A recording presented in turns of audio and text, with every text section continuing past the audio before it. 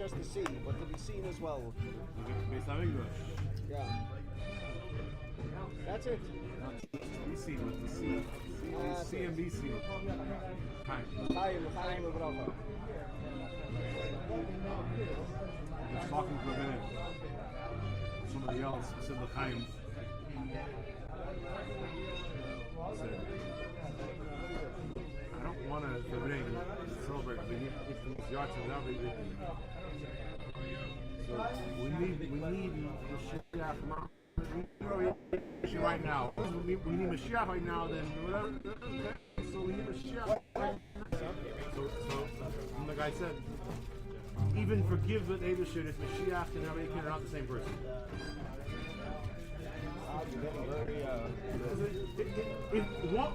Whoever needs to come first. No, we said whoever needs to come first to make a way to come. If you bring with us now, we'll accept it. Even you can come. Yeah. We mamish. Enough of this.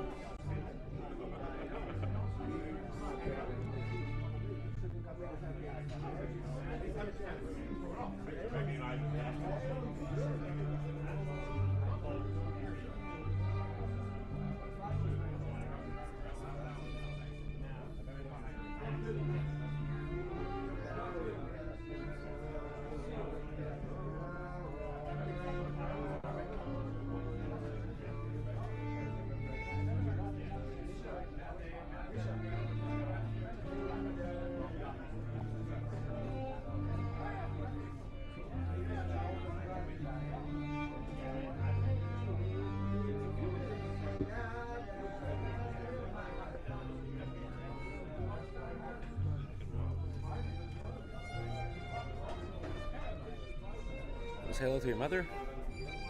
Good Tavach.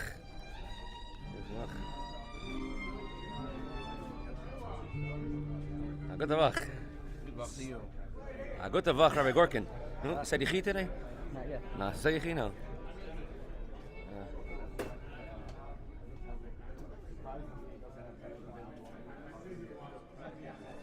This is Olam Vad. It's on YouTube.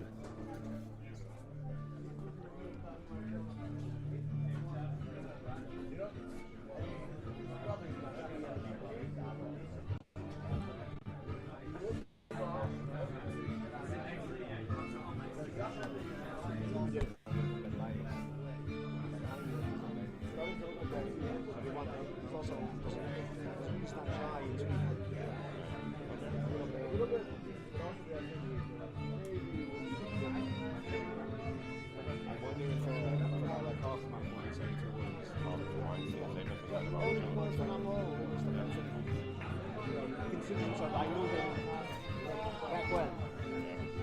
Anyway, other than that, I mean, all of these guys, like I said, I should cover this up earlier, but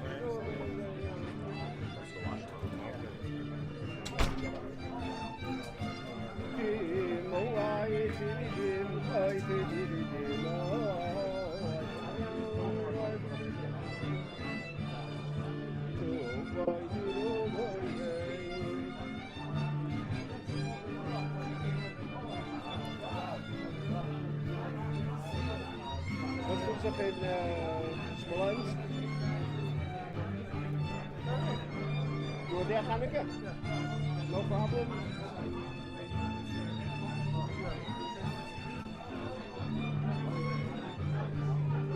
That old Azar is in Eretz Yisrael now. Huh? He left? On Monday from Russia. I'm saying he's in Eretz Yisrael now. He was there for Shabbos. And he's coming back soon, the Chassan, or talk about the Chassan? First of the Chassan? No. That sounds good. There's two Chassan that week. Yeah. There are actually a few family weddings then also. Wedding on Wednesday. There's a shliach doing on Thursday. Someone on Tuesday. Another Russian shliach on Thursday in Eretz Yisrael. Today is a child. If he would have made a wedding in Russia, would have been problems for people to get in and to go and everything. No. Wer hat doch als Chassan von Russland mit Ukraine? They can have both. They can have these disputes zusammen mit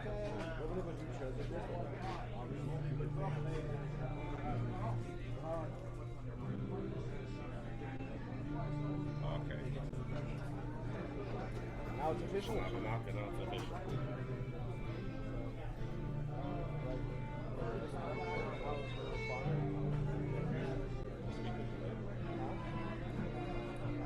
Speak to today.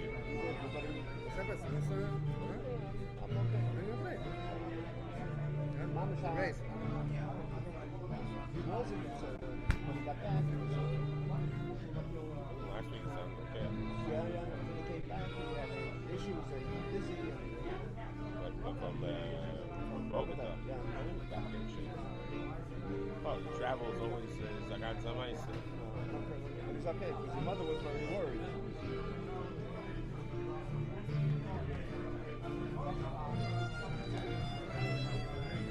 The Bloomy speaks to his mother regularly. Oh, yeah.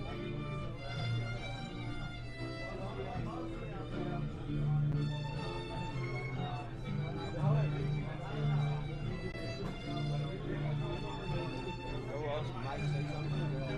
Maurice. He also likes the sweets. Try it.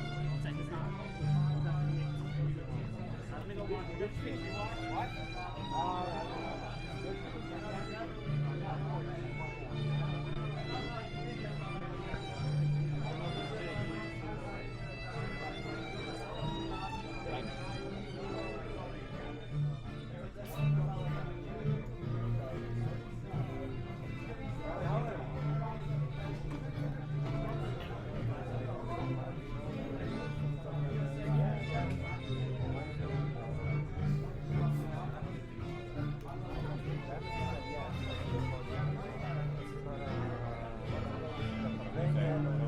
This is fish. It is a fish, huh? Pfeffer, you cook this with fish. Hi. Oh, but I tasted it. It's nicht. Hi. Yeah. Sucking the musicians and start. Whenever you talk, that's what we have I'm trying to find a stand for this. A stand? It should be in there. In there. There has to Smoke the go. mic. Yeah, I remember. Chaim, Chaim. Ask, what's his name? He's not here. None of the. Good Tavach, good Yontif.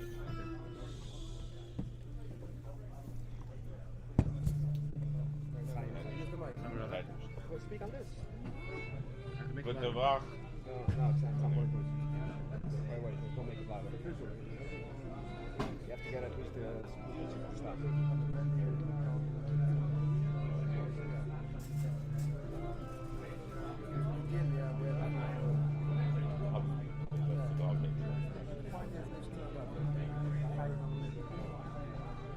Oh, super schön. Chaim. L'chaim del Baraka. Chaim, Yomtiv. I forget who makes it. I'll meet it every. We should bring the Rebbe Nachas. Amen. Amen. I should say better. We should continue to bring the Rebbe Nachas. Exactly. Yeah, give us some of this. Thank you. Even cheers on Chaim. Good Tavach.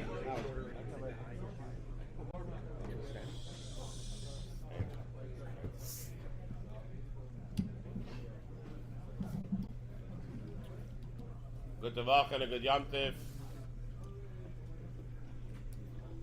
L'chaim.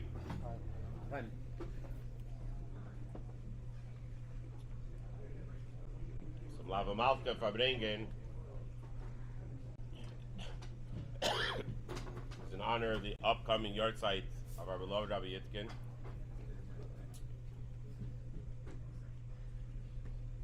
B'achayit in a liboy means that the Fabrengen, the Mavamak and the Fabrengen should be in a way that recalls and that inspires us in Rabbi Yitkin's Chay, in his Chayis. So in that regard, Mrs. Itkin is adamant that the Fabrengen should be a Fabrengen. There shouldn't be any speeches. And that there should also not be a roll call of lists of people who are going to speak. But it should be in Rabbi Itkin's style, organic and on the spot Fabrengen.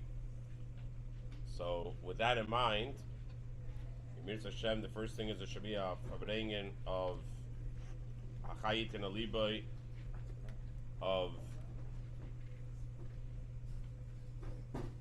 Hamaisu Iker, putting into action what's discussed tonight.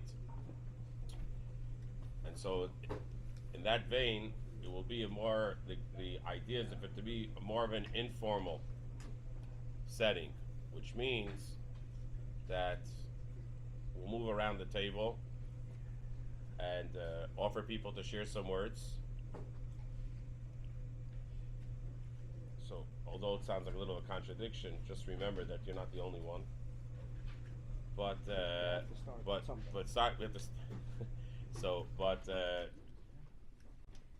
But the idea is that everyone should be able to share, and that it should be a fabrengen of where people could express their hachayit and libe of Rabbi Itkin. So we begin with a l'chaim, and it should be with dvarim hayetzim leiv nechasim alei pelim kulasam, and it should be the ikir, the emes adidan natzach of Kitzaran and Sheikh Niyafar l'chaim. We'll begin with Rabbi Rosenfeld, and we'll make our rounds.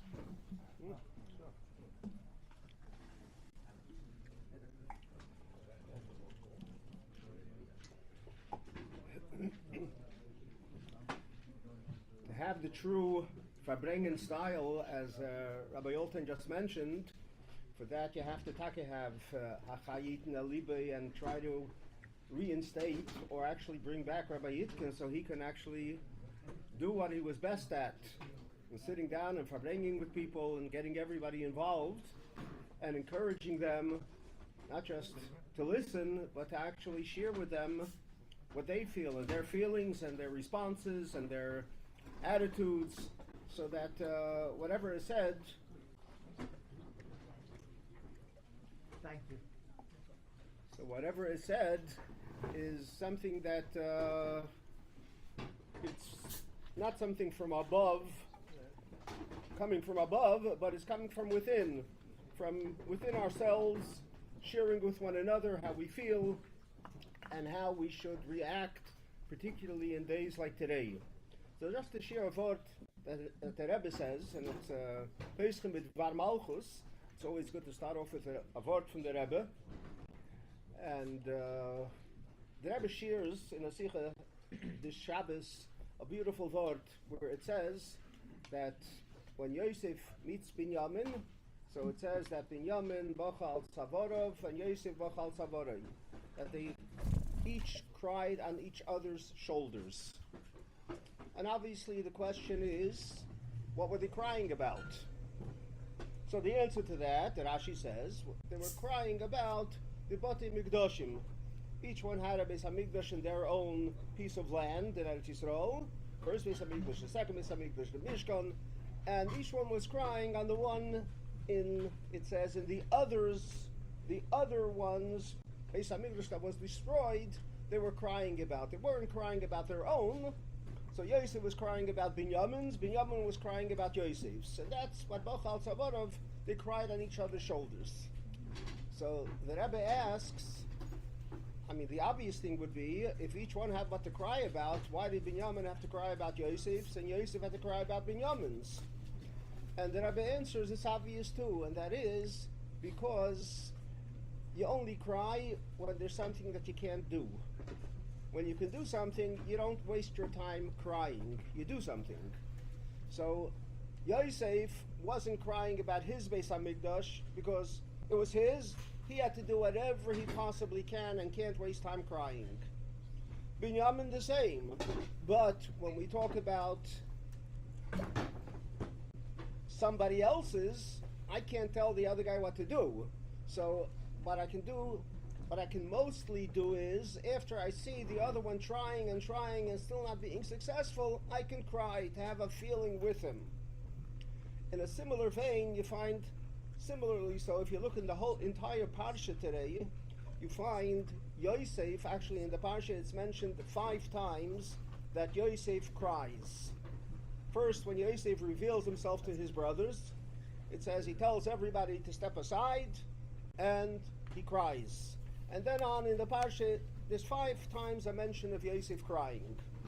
What's interesting is that up until now, if Yosef was such an emotional guy that in this week's Parsha we find him crying 5 times, Yosef's life is discussed in the previous Parshas.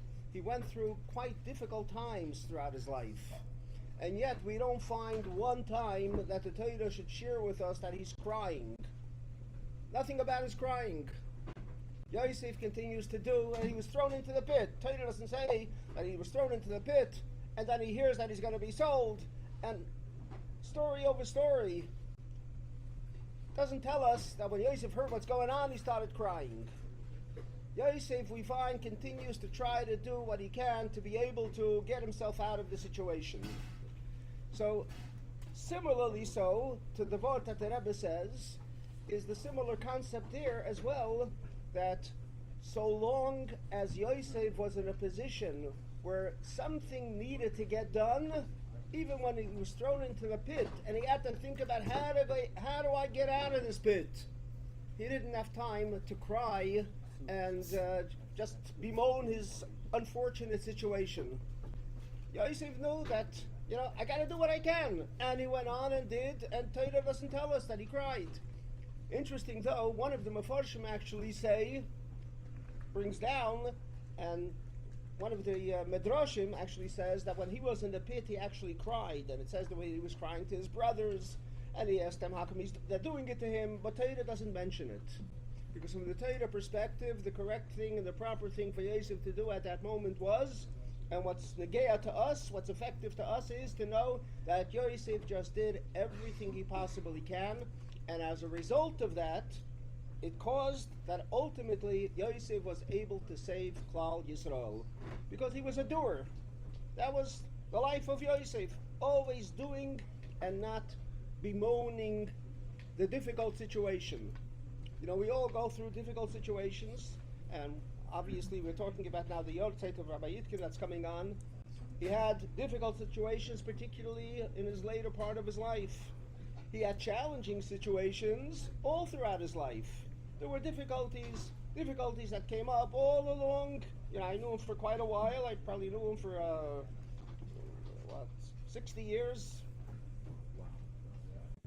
I knew him for quite a while, or maybe more. And I knew him as a good chaver, and I experienced difficult challenges with him in whatever the situations happened to be. And from the life that Rabbi Itkin, that we saw here, and that I saw previously, and that we all saw at the end of his life, it wasn't about bemoaning whatever the situation was.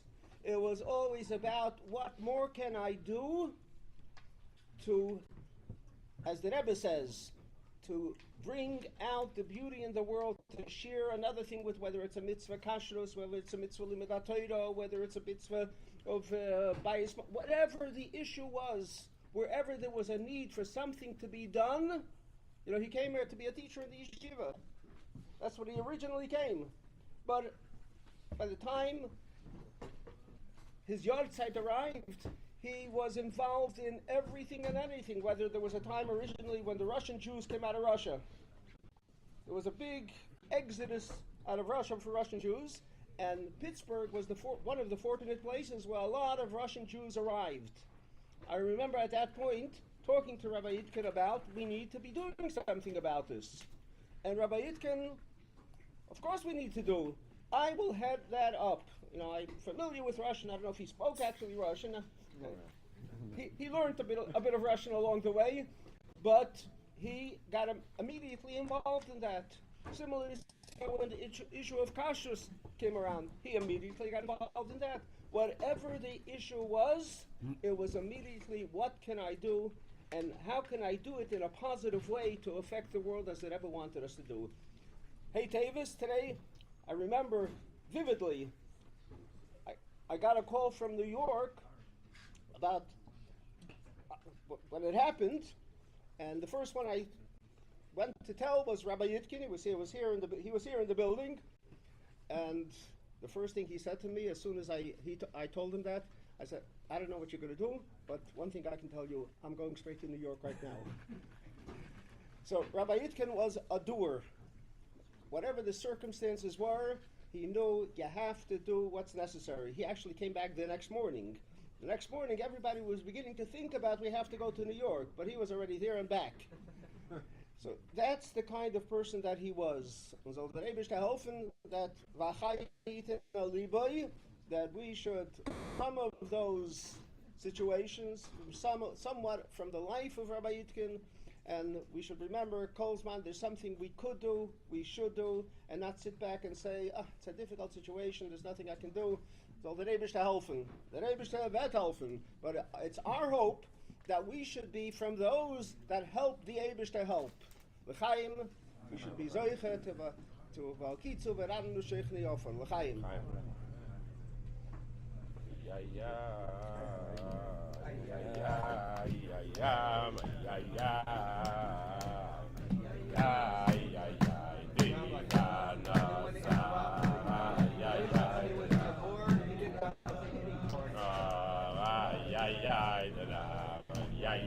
Pity bone. It's actually the Rebbe says that he was crying to his brothers.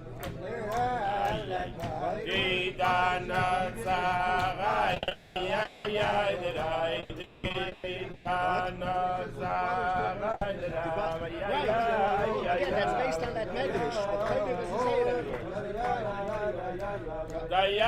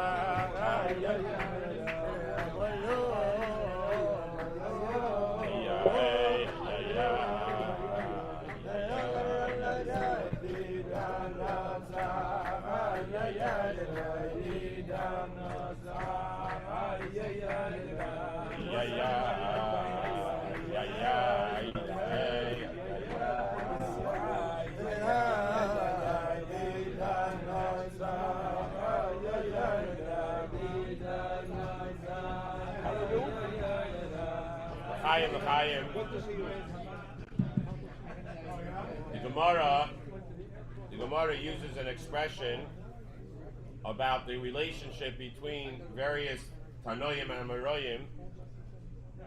Usually we have a Rebbe and a Talmud, a teacher, a Rav and a Talmud, a teacher and a student. And there's obviously Chavedim, people that are friends, people that are colleagues. But the Chazal also use an expression, Talmud Chaver. Talmud, he's a student, but he's also a Chaver, also a colleague. In Yerushalmi, it uses the expression Chaver v'Talmud, a friend and a student. I think that everyone sitting at the Fabrengen here could relate to this expression of our relationship with Rabbi Itkin, that as far as we were concerned, we could look at him as a Talmud, and as a Talmud, I think almost everyone, we're Talmudim, we're students. So I think maybe Rabbi Rosenfeld is from the exception of those that are older than him, and most of us here around the room are either younger than him or Talmudim of his in one way or the other. And so, as far as we're concerned, we could look at him as his Talmud, as a student. But Rabbi Itkin looked at everyone as a Chaver, as a friend. So the Talmud Chaver is, the Gemara uses as an expression as both ways. You know, I guess they're both looking at them as a Talmud and a Chaver. I think in this regard, Rabbi Itkin was a Rav, a teacher, a Mashpia, as the tank says on the biggest title to put on a person on the tank says the Mashpia Rav Itkin. So on one hand, Rabbi Itkin is Mashpia, and so we serve as his Talmidim. On the other hand, as far as he always saw it, he saw everyone as his chaver, as his friend. For me personally, I worked alongside him for 20 years, more than 21 years, 21 years, and he, to me, I was always, Rabbi Itkin. He could be my father, that's as far as I'm concerned. He was always Rabbi Itkin. I'm a Talmud, he's the Mashpia. But the way he expressed himself was always the chaver, always the friend. And so even if both go together, he definitely went with the Yerushalmi version of chaver v'Talmud.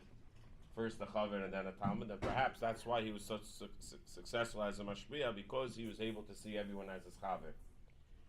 So as we go around now and we share, I think it's a good thought for each of us to see that we have both the chaver and the Talmud element. I think we'll hear that as people speak tonight. We'll hear that clearly, and it's a good v'chayit and libe for each of us, that everyone has the obligation to be mashpia on someone, whether it's on yourself to begin with, then with your family, friends, neighbors, or whatever position you're in. Everyone has an obligation to be a mashpia. Everyone has an obligation to influence others. A remembrance of what the best way to be mashpia is to be a chaver Talmud. That whoever you're being mashpia on is a Talmud, but there's also a chaver. And that chaver is what creates the environment to be able to have the proper Talmud. So as I said, it's supposed to be an informal fabrengen. We'll move around the table. And I'll start from my right going on with Rabbi Munshine sitting here. And if you don't want to say anything, you say l'chaim and pass it on. Rabbi Munshine is Chasnei Kibnoi. Chasnei Kibnoi. Take the next level. Yesi. Makir is Mekemen. Ey, du bist nicht Makir, andere sind ein Makir. L'chaim.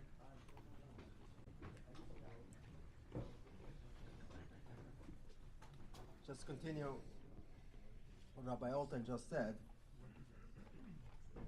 I got to know Rabbi Itkin as when I became his son-in-law. I remember at my Sheva Brachas, sitting here in Pittsburgh. All the Sheva Brachas was here. I remember something that stuck out, like every person that he introduced to me, to my father, so he said that das is mein Yedid Naaman. He's my dear friend. Not just my loyal friend, like a good friend.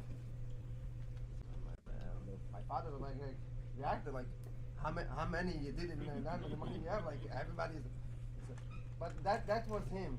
Each one of the community, each person was not just a fellow community member, was a Yedid Naaman. And this connection that he had with people also reflected not just from his way to each one of the community members, or each one of the community members reflected back to him. That as we know, each one of us knows that we all love them because he showed his love and he showed the total bittul of a chassid, that the only thing that matters to him is to give over the Rebbe's word to another chassid and to bring life. So we should all learn from his ways, and it's not something that is far away from us. Each one of us can share the love with another Jew, with another community member, and if we're all gonna do the same thing, so we're all gonna feel the good old feeling of one big community with lots of Yisrael, and the unique of a Pittsburgh community of true love that we show each other. L'chaim, l'chaim.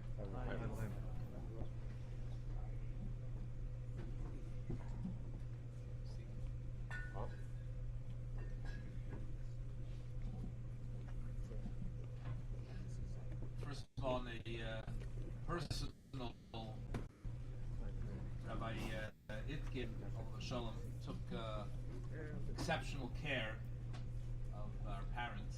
My parents were living in the corner here, so most Friday nights, for a matter of years, a couple of years, earlier on, my parents would come to us on Shabbos, but it became way too difficult, so they ate at the Itkins, and while they were hosting the Itkins presented it like what a schus that they had, and Rabbi Itkin would regularly take my father home, and later on my father needed to be wheeled home and then brought upstairs to his room, put into his bed.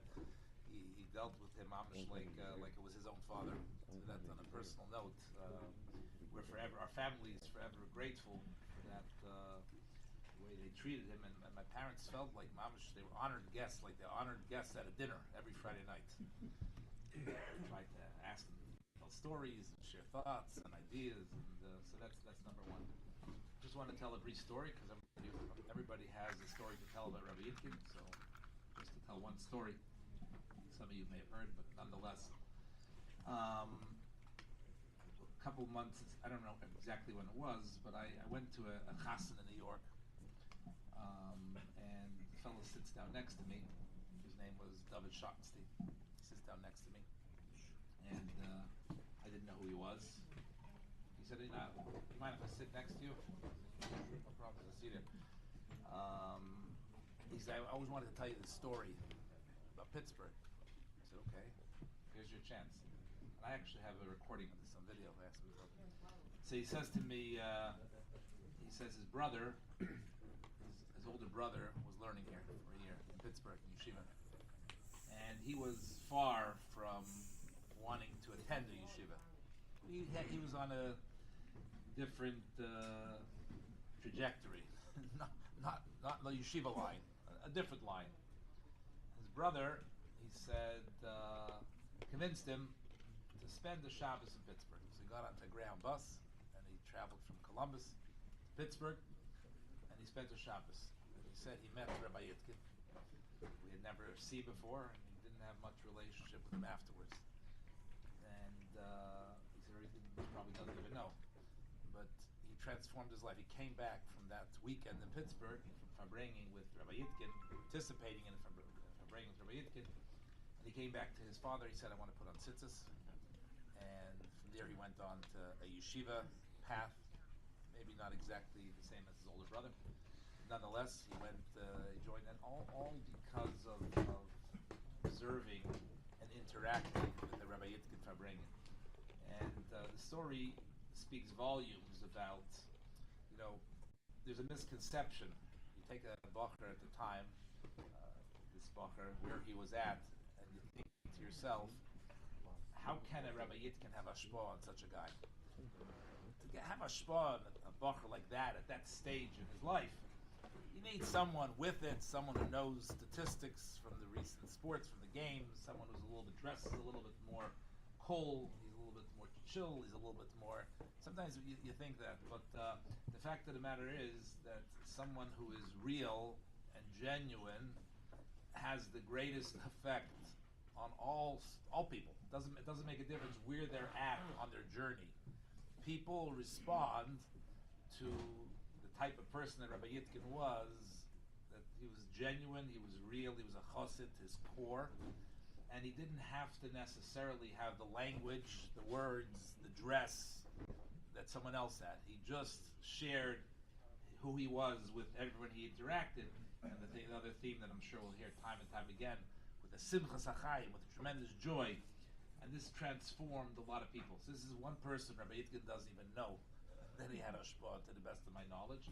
And I'm sure there are countless such people that were touched. We were all, almost everybody in this room, or everybody in this room was affected in one way or another by interacting with Rabbi Itkin and this is they don't make him like that. It's not, you don't run into people like that regularly at all, if ever. So we should use this opportunity to talk about Rabbi Itkin and learn from his life, and to try to implement it into our own lives and into the community. L'chaim.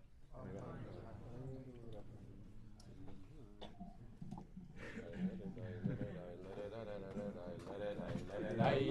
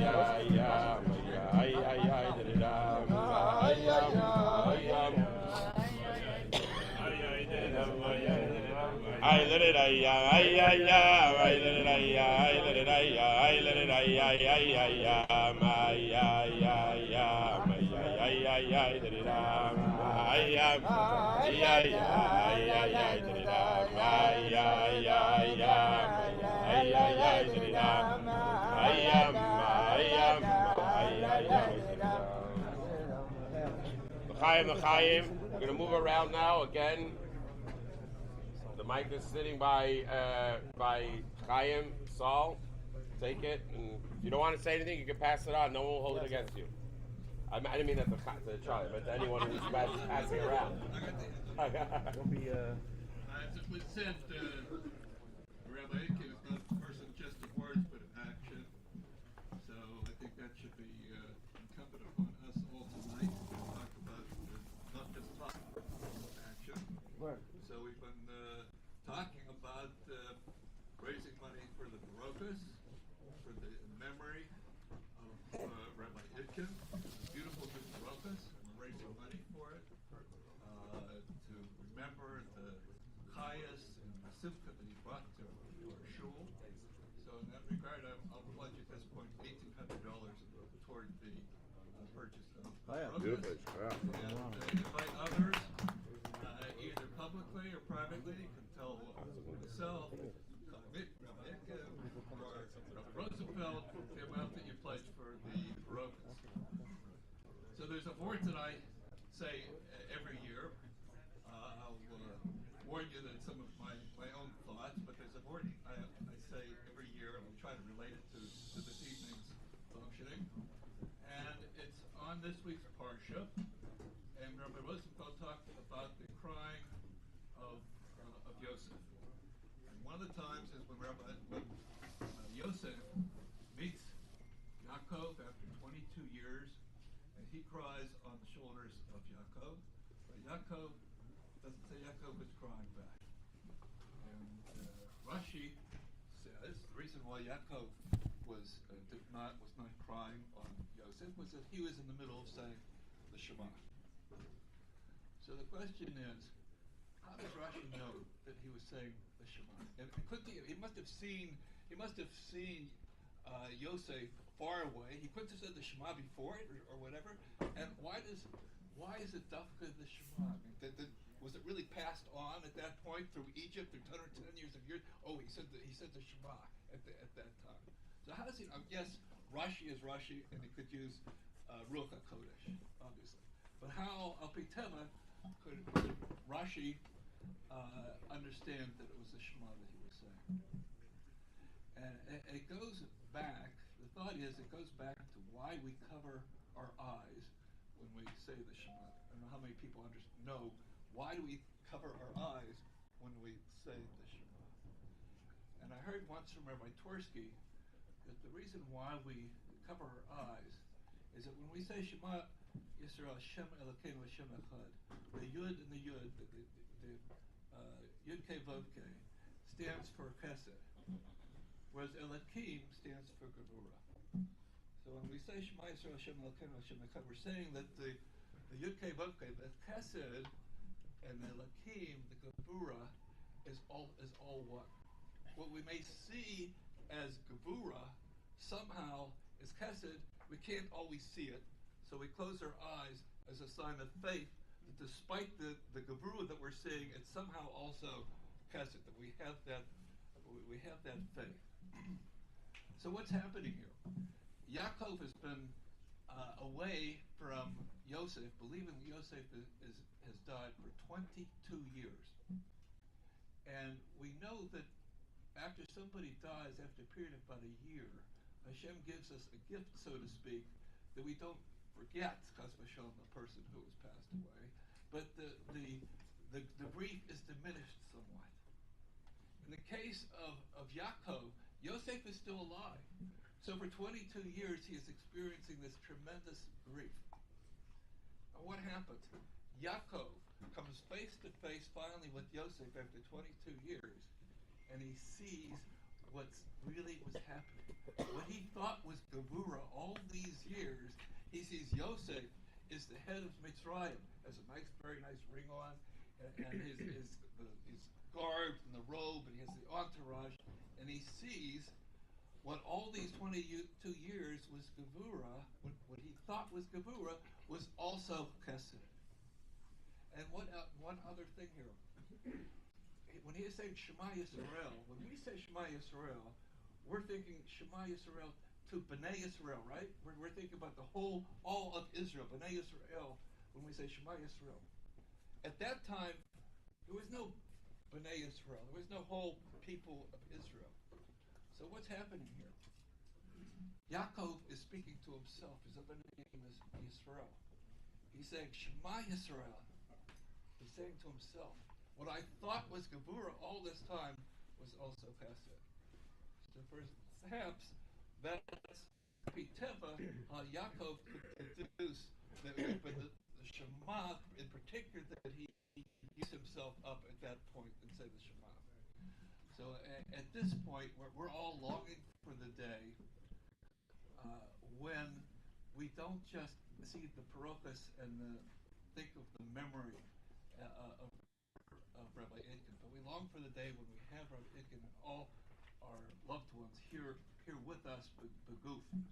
And we don't have to cover our eyes anymore, and we can see only Chesed and everything.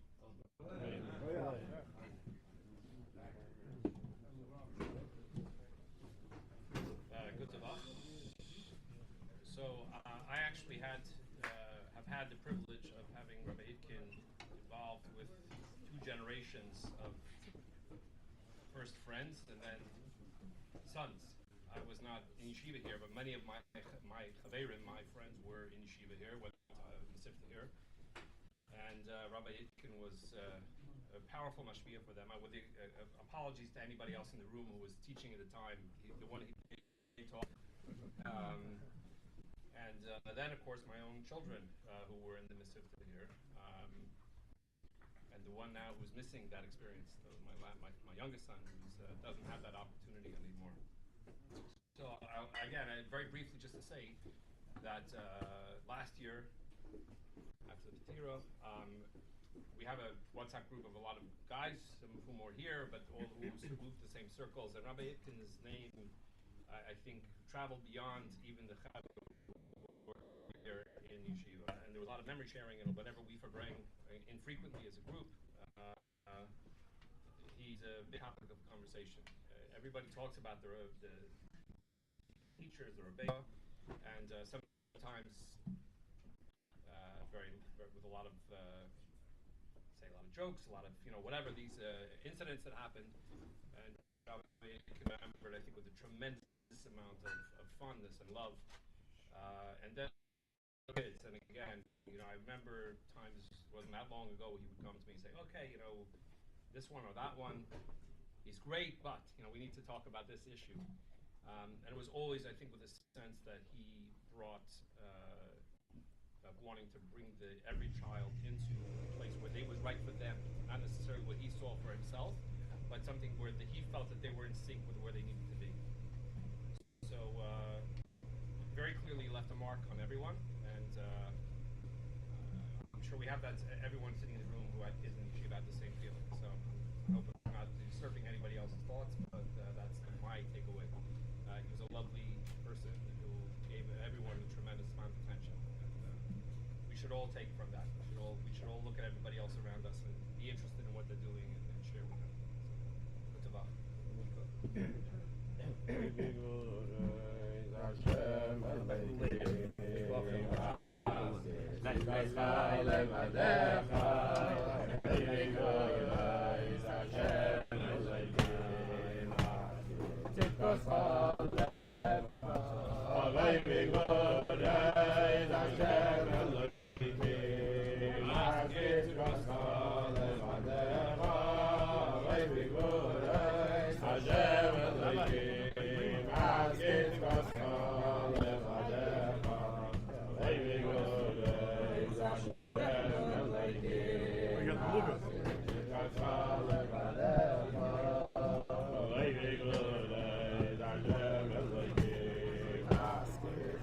Kollel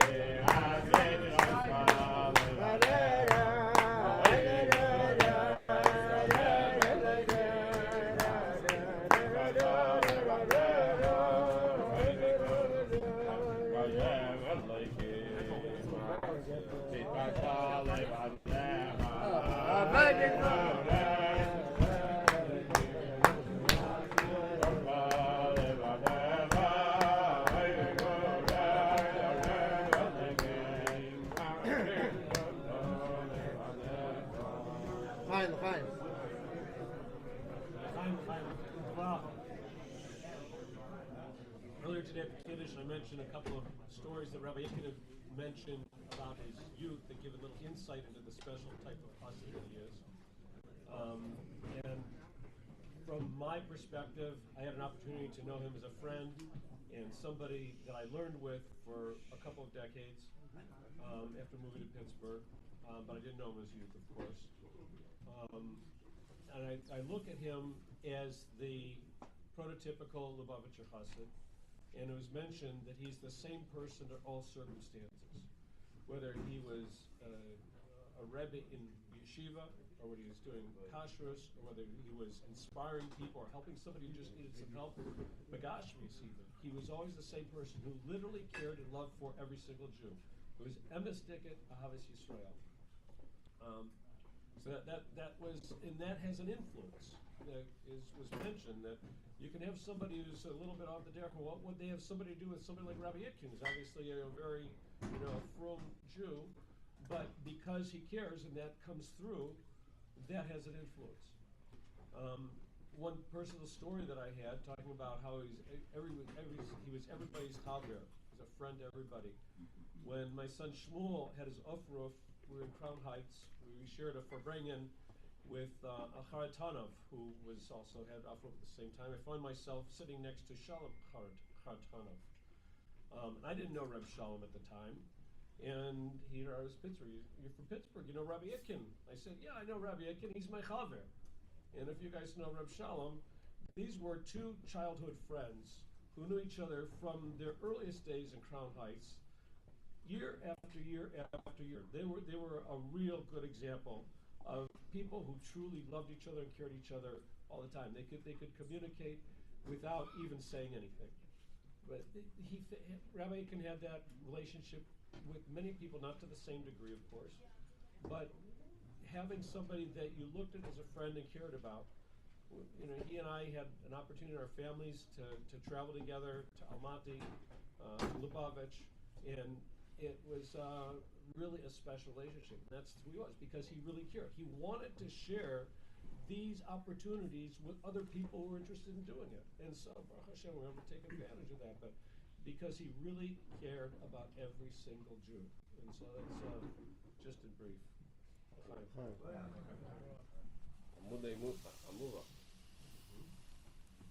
Marty, I'm with Muva. Same day. Marty came to Pittsburgh the same day as Rabbi Itkin. Look at that. Yeah, we showed up to shul the same day, just right from the airport. Fine.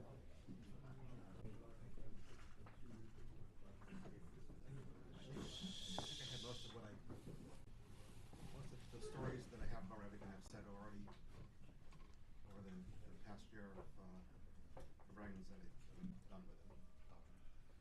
So I don't have that much more to add at this point. But I just want to say the reason why anyone who doesn't know, I had a haflata for bringing every Motzei Shabbos Baruchim for the past year. And the reason why that haflata was meaningful to me specifically was Rabbi Itkin taught us all many things, taught me many things. What he the most was what a Farbrengen was. And this is the most impactful one that I ever was. He would sit with Rabbi Darren and Rabbi Munitz, and they would allow us to not participate, but see what a real Farbrengen was. And it was incredibly meaningful, and of the many hachlotas that he coerced me, forced me, whatever, over the years, which exist till today and affect me and my family to literally to today and the future. That I felt that was a meaningful one for me, and that there should be the opportunity for there's a trend in current generations to be exclusive between generations, or between. I think you learn from each other. The younger generation, older generations, any type like that. And I just wanted it to be available. I don't know if I was successful or not, but it was important for me to, and it's important for the city to have availability of Farbrengens consistently, making sure it's always. It's a meaningful thing. It's important for all of us. And Rabbi Itkin was an unbelievable example of that. He just cared about everybody, and not much more. Other stories, like you said, I was here the first day he arrived, and all my other stories I've told over and over again, so I'm not going to repeat any of them. That's all I have.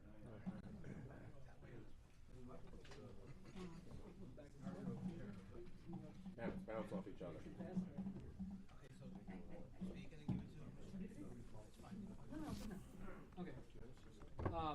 I think the one thing is everybody's very erudite. I don't know if I can say as much as clarity as anybody else is speaking. But one thing is the regret of not really paying attention more to Rabbi Itkin when he was here. When you hear stories of people and you say, "My gosh, I should have just paid more attention." And he was someone who really made you feel special when he spoke to you. And I think it was because he had lack of self. And you're talking about everybody's his friend. Because you have lack of self, you have room for everyone. But I remember just one incident, and when he said, "You're my friend," he meant it fairness. And it was, I'm for bringing here a kiddush, and he was up there talking, and he was talking about, he was introducing somebody who just showed up, and this is my good chav, my good friend, and he said, "What's your name?" It was just so classic, but it was true. It was his best friend, and it was his known. But when you come from that level, the details get covered with the mouth, and it's just something which he was the lack of self. I mean, that's what he was. Everybody's saying the same thing. And again, my regret that I didn't pay attention to him enough when he was here.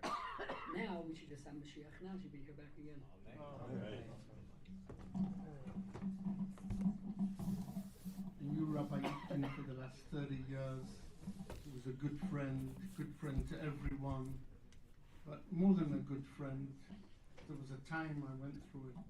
It was a good time, a challenging time. And he came over to me, "Shmei, I know what you're going through." He took out his checkbook, gave me a $5,000 loan. He says, "Do what you have to do." It was a whole community, the only one. He felt for the second person. I had an interesting story. About 30 years ago, we had a few Bachrim in prison in Charleston, West Virginia. And he knew the families, and he said to me, "Shmei, I'll go down with you." He came down, he spoke to the boys. It was a machai to see him. Boys, he didn't know them personally, gave them chizuk. They were in jail, it was a tough time. And only a good-hearted person like him could give over that. It was a very special youth.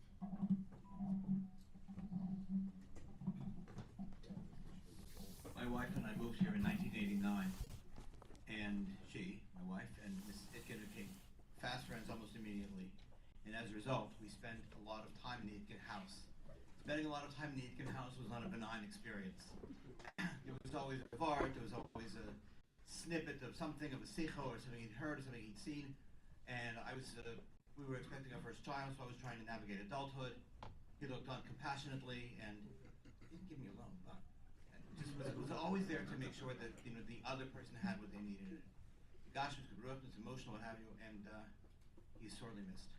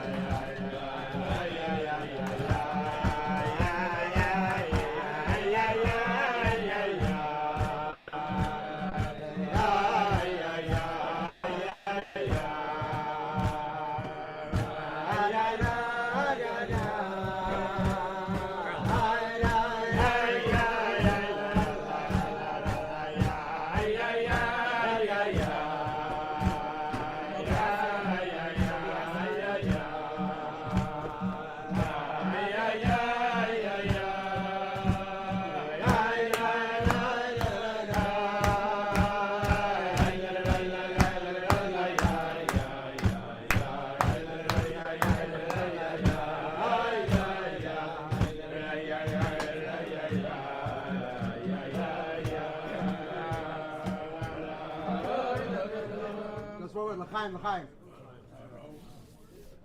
Listening to what everybody is talking, I just remember a story that once the Rebbe told a Melamed that when he's sitting with a class, he should tell stories of Chassidim, especially stories of Chassidim and not Sipurei Tzadikim.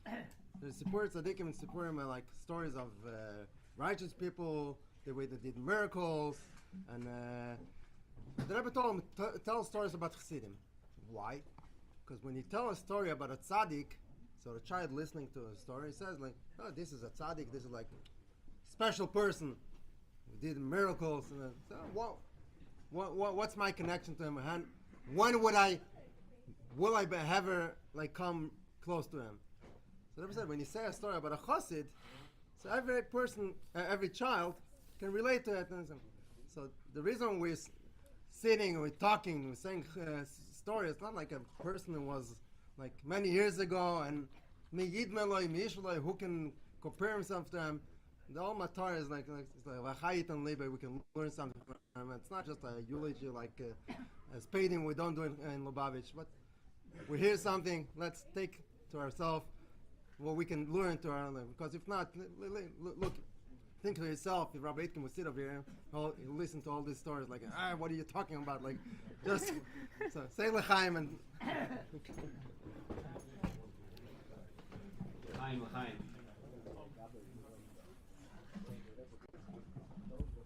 As the saying goes, a chassid, who it is in Ganzen. And I believe Rabbi Itkin personified that a chassid, whatever situation he may find himself, he's all there. He's all in, as we say. And Rabbi Itkin was present in every situation. As already has been mentioned, I'm merely echoing has been said.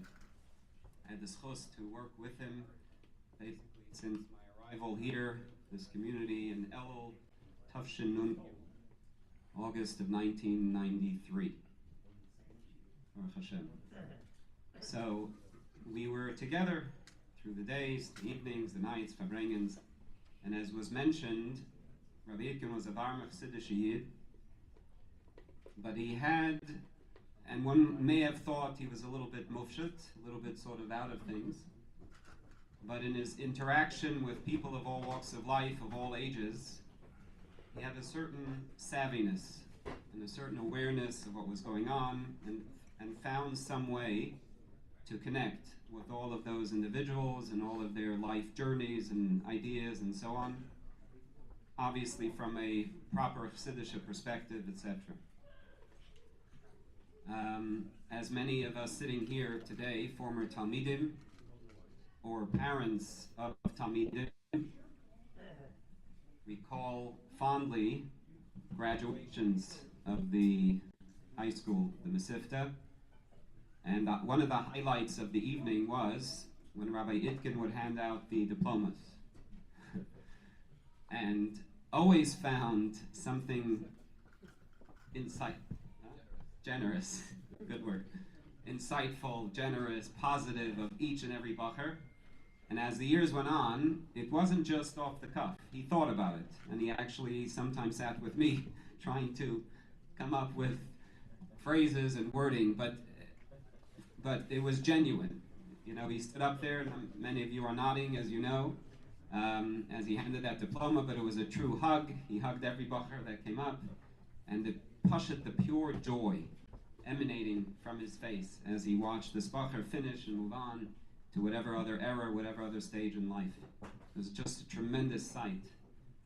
Again, as everyone is saying, there was an emistikait, there was just a genuine feeling of a participation in this bacher's life, in this bacher's journey, as he continued.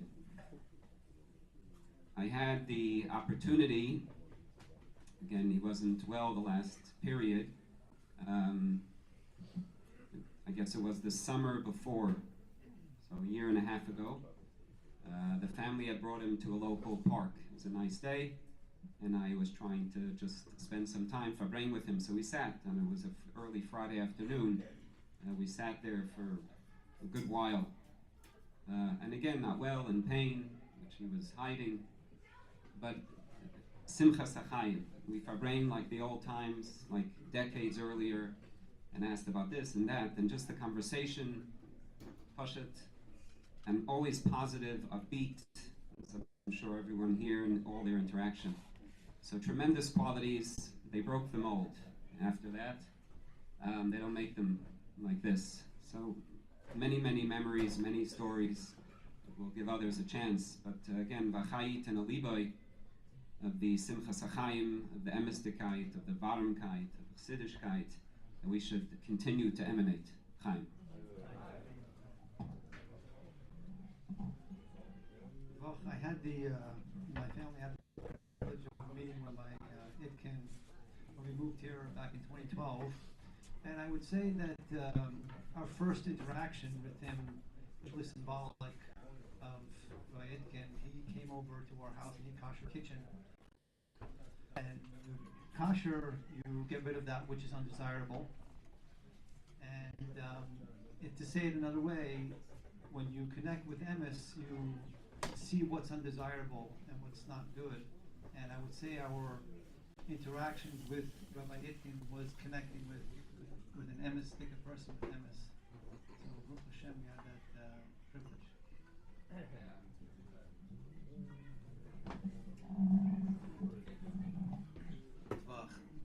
I also want to echo what my brother said. Karsa Toiv to Rabbi Itkin for everything he did for my parents. I could just focus on that alone. But I have a little bit of a unique take on Rabbi Itkin because I grew up here in Pittsburgh and I lived here before he came, and there was a public school strike and most of my classmates were public school kids. So I grew up, most of my friends not being from few from almost no one Chabad almost. And I remember Rabbi Itkin's arrival as like a new era, because like he suddenly introduced me to like a certain type of Chassidish Yid that I hadn't seen before, like at that level. Like when I went to Crown Heights, of course, I would see from time to time. And I see his arrival here like as an era in my life, because, you know, he just was the embodiment of a true Chassidish Yid. But like Rabbi Schusterman said, he was not a mufshad at all. He knew Olam Hazeh Gashmi too. A few times he asked me about certain stocks, and he had a very amazing blend. Like he came across totally like a total Chassidish Yid, but at the same time he was very grounded. And the one year that really stands out in my memory is when we as a group came from. I had already been Olei Torah for a few years. We came here in Tavshin Memtes. A group of us came to start the yeshiva here, the Zal, and we were kind of like shluchim. We were earlier than the age of shluchim, but we were kind of doing the same thing shluchim do. And that year, the Rebbe during Kislev said the Farbrengen practically every night, and we pretty much stayed at the Itkin house for the entire month almost. Like every single night, we would spend the entire night at his house. And that experience was really, really incredible for a little boy that grew up in Pittsburgh and knew much more about the Pirates and Steelers than you know, Chassidischkeit. That really, really was very, very powerful for me. So it's really the same message everyone's giving, but from a different perspective. I mean, from a different vantage point. He was someone who was very, very impactful in my life. And I'm extremely appreciative to him, to his family, and in fact, his wife, his Rebbe, continues on the Karen Rachem, the tzedakah that my mother started, and we just feel a very, very close bond with him, and we should be reunited very soon. Coming Mashiach. Yes, hi. I should say I was a bit biased by Rabbi Itkin, and I never really got to meet the Rebbe. And the first-hand stories that Rabbi Itkin told me made me feel like I was right before the Rebbe. And the closeness to Chabad and stuff came through all through the actions of Rabbi Itkin. And also, like someone else mentioned this, regardless of what he was going through or what I was going through, he was always sympathetic. He always had a smile. He was always positive, regardless of what was going on. And I really miss it. I really miss Rabbi Itkin. But the new generation is really taking hold and taking his spot, and it makes me feel better. And you know, I hope for Mashiach to come and to adopt it, really see him again. Amen.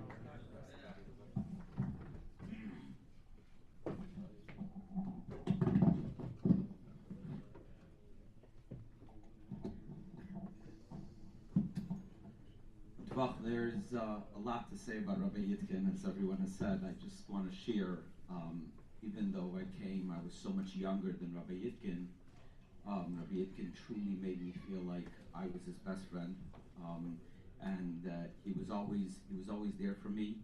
Whatever I needed, I could discuss with him. I could be open about anything.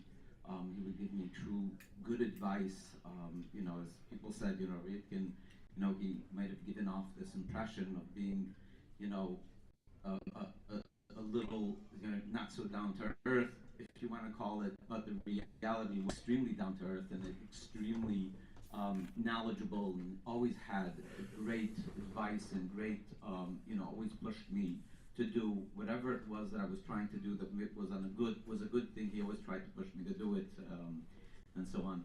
I just want to share a cute story, just because it's funny.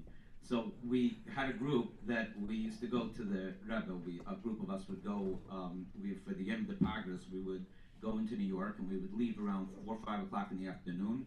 We'd get to the aisle, whatever time it was.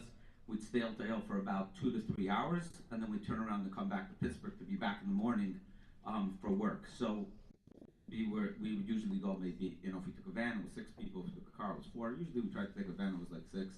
And we'd all split the driving because we were basically driving from 4 or 5 o'clock in the afternoon until around 7 o'clock in the morning. So somehow, I don't know why we did this, but the survey, Itkin said he'll drive the way back, okay? He was taking his turn. So we get to the aisle, and I don't even know if Rabbi Itkin made it into the aisle actually, because as soon as we walked in, he met his friends, Rabbi Garari, and I think Rabbi Druk was there at the time, and that's it. Rabbi Itkin sat down to Fabring. And then like 3 hours later, we were ready to go home, and Rabbi Itkin says, okay, now I'm driving. I said, no, you're not driving. He just said, so it was just a cute story of Rabbi Itkin. It was like, his life was all about, okay, right now, the here and now, now we're going to Fabring. That's what we're here for. We'll laugh and afterwards, don't worry about it.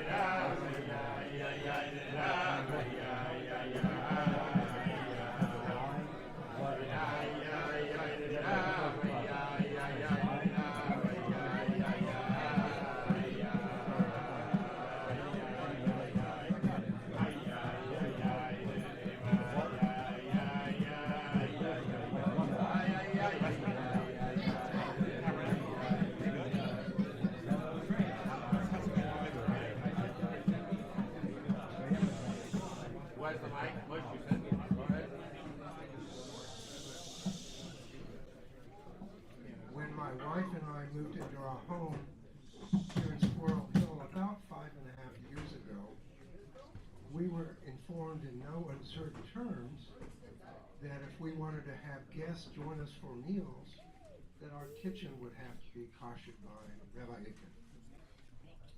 So I'd seen him a couple of times, but I never really spoke with him in detail. Anyway, I called him and we set up a time for him to come to our home. He walks in with this big box of tools. I fully expected that he would simply supervise me in doing it. I mean, I had my blowtorch out, my iron out, and cleaning materials, and he walks in the door with all of this stuff and basically just pushes me out of the way and says, I'm going to cost you your kitchen. And I was just amazed by the process he went through to kosher our kitchen. And then we had a chance to just sit for a moment and get to know each other a bit. And he was so very authentic and sincere in his demeanor. I was so pleasantly surprised by just his concern for us. It was rather remarkable. And it became very obvious, as has already been observed, he was a very unusual person in only the best ways. So as we started integrating into the community, I always kind of kept my eye on Rabbi Itkin, and all of a sudden a light bulb went off in my head. And that light bulb had to do with a comment my Rav of blessed memory, Rabbi Zalman Posner from Nashville, informed me that a true chassid lives in Simcha. So every time I would observe Rabbi Itkin from that moment on that light bulb came on, I realized this is a true chassid actually living every moment in Simcha. And it's a lesson for all of us. May we only know Simcha, and may we reunited with Rabbi Itkin with the coming of Mashiach.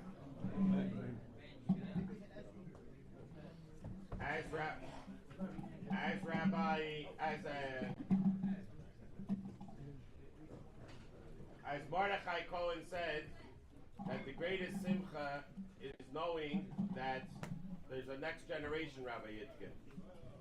And so, as everyone here in the community knows, we have a great opportunity that Rabbi Chaim Itkin continues being a man of simcha, a man of jack of all trades wherever he's needed, including when you tell him say a parventa, he's ready to say a parventa. Yes, I want to say, usually when you want to do something that will nishma somebody, you have to arrange it yourself, arrange it from A to Z. But it's very uncommon that people arrange for you without you having to put any input into it. So I want to give a very big yasher koyach, first of all, to the shul, Lava Center. They're dedicating the pareches, coming from their own initiative, that are pareches and raising the money. It's not that someone who dedicated the building and putting the pareches on their name. I want to thank the yeshiva schools who are dedicating the mikveh, which is also a very large investment, which has not yet at least been underwritten by the Itkin family. So it's a tremendous thing. A lot of times people have to raise money, have to arrange it themselves, but the people on their own to make an initiative, it's a tremendous, large hug from everyone. So I want to thank everyone. And Hey Tavis is always one of my father's big Yom Tov, one of his big holidays. Rabbi Rosenfeld mentioned the beginning of a story. I'll mention just a continuation. That he says that you called him out of class to tell him the Natzach happened. He said that he knew one teacher will get permission to go into New York. So he figured if he's going to ask permission to go in, they're not sure. He quickly flew to New York. He went there, actually met Rabbi Posner and Mrs. Posner in the airport. And then he said, but he felt bad. He came back for Shabbos, and on Shabbos they forbade the entire day. I don't think he even made it home that Shabbos. It's for you, the Sachs, and a whole bunch of others. No, the Fabrain was in your house. Yeah? Yes. And Motzei Shabbos, they decided right away. We're going to New York. Going straight to New York. All Fabrain. So People's Express, what was it called those days? For $19. Yeah. The whole Fabrain. We got into Yitzchak Shlomo's car, headed to the airport, and we continued the Fabrain on the It says when they got into in line for the plane, they wouldn't even let them on the plane. No. Because they said, okay, sorry, let someone else. Okay. If you wanted to, I'm going to say the story. You say the. Okay. So they got into the plane Motzei Shabbos. I think Chaim, I told you we're getting a Rabbi Itkin live over here. This is now we're getting the whole. Now we're getting it. Took an hour and we got it. Baruch Hashem. So, the person behind them in line wasn't let on the flight. He says it smells like alcohol. Yes. That's what happened. Quickly, we all get him out close. You want to get on the plane? And then he got into the flight, and Tzvi the Sachs on the Shalom, he had his credit card with him. And they kept on buying, and bring one bottle of mashka, and a second bottle of mashka, and they're celebrating and dancing on the plane. They had a mini flight. Okay, but each one. So what are you so excited about? So we won a court case. And said, oh, you won a court case. And that's all story.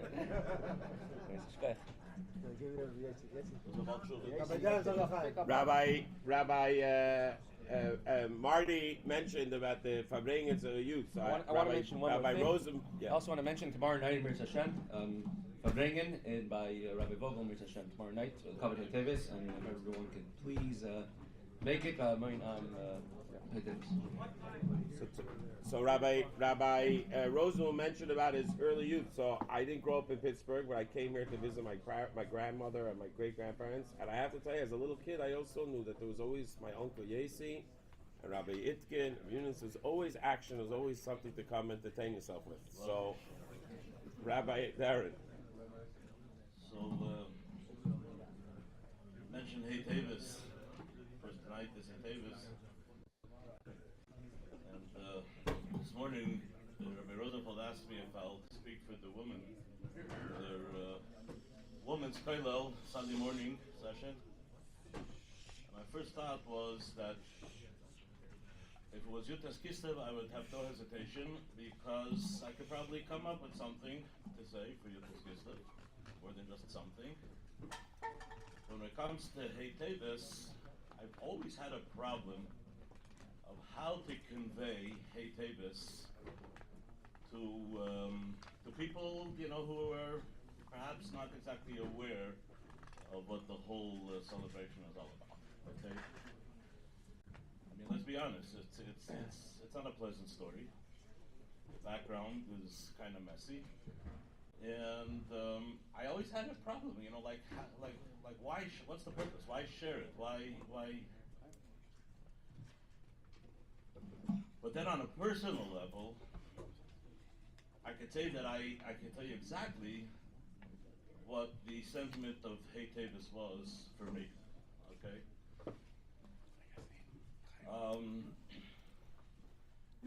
Hey Tavis basically, if you want to put it in a nutshell, in one word, it's a yom tov of hiskashus.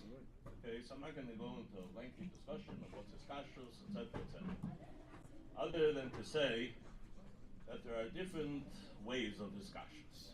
Okay, so you would expect, for example, we were in yeshiva. Hiskashus, what does hiskashus mean? Hiskashus meant that we're going to learn so many siches, so the kutei siches, balpeh, right? Instead of the siches, how you mekusha to the Rebbe by learning this data, and this was the hiskashus, let's say, on the level of what yeshiva bacher is expected to do in his hiskashus. And of course, the shlichus and mivtzayim and etc., etc., etc. One time, I remember that Rabbi Yosef once told us a story. I don't remember what the context was. It was maybe one of those times where we begged him that instead of a shir, he should bring with us. Like a shliach, we'd be waiting for him and you walk in through the door and you say, okay, maybe we can have a fabrengen today. What type of fabrengen? Like, the Hershel. Okay, good, the fabrengen. We had to remind him it was Hershel because he was usually somewhere else. But in any case, so he told us that there was a chassid, his name was Rabbi Osher Nikolaev. Rabbi Osher Nikolaev was a great chassid. I think he was also very successful in business as well.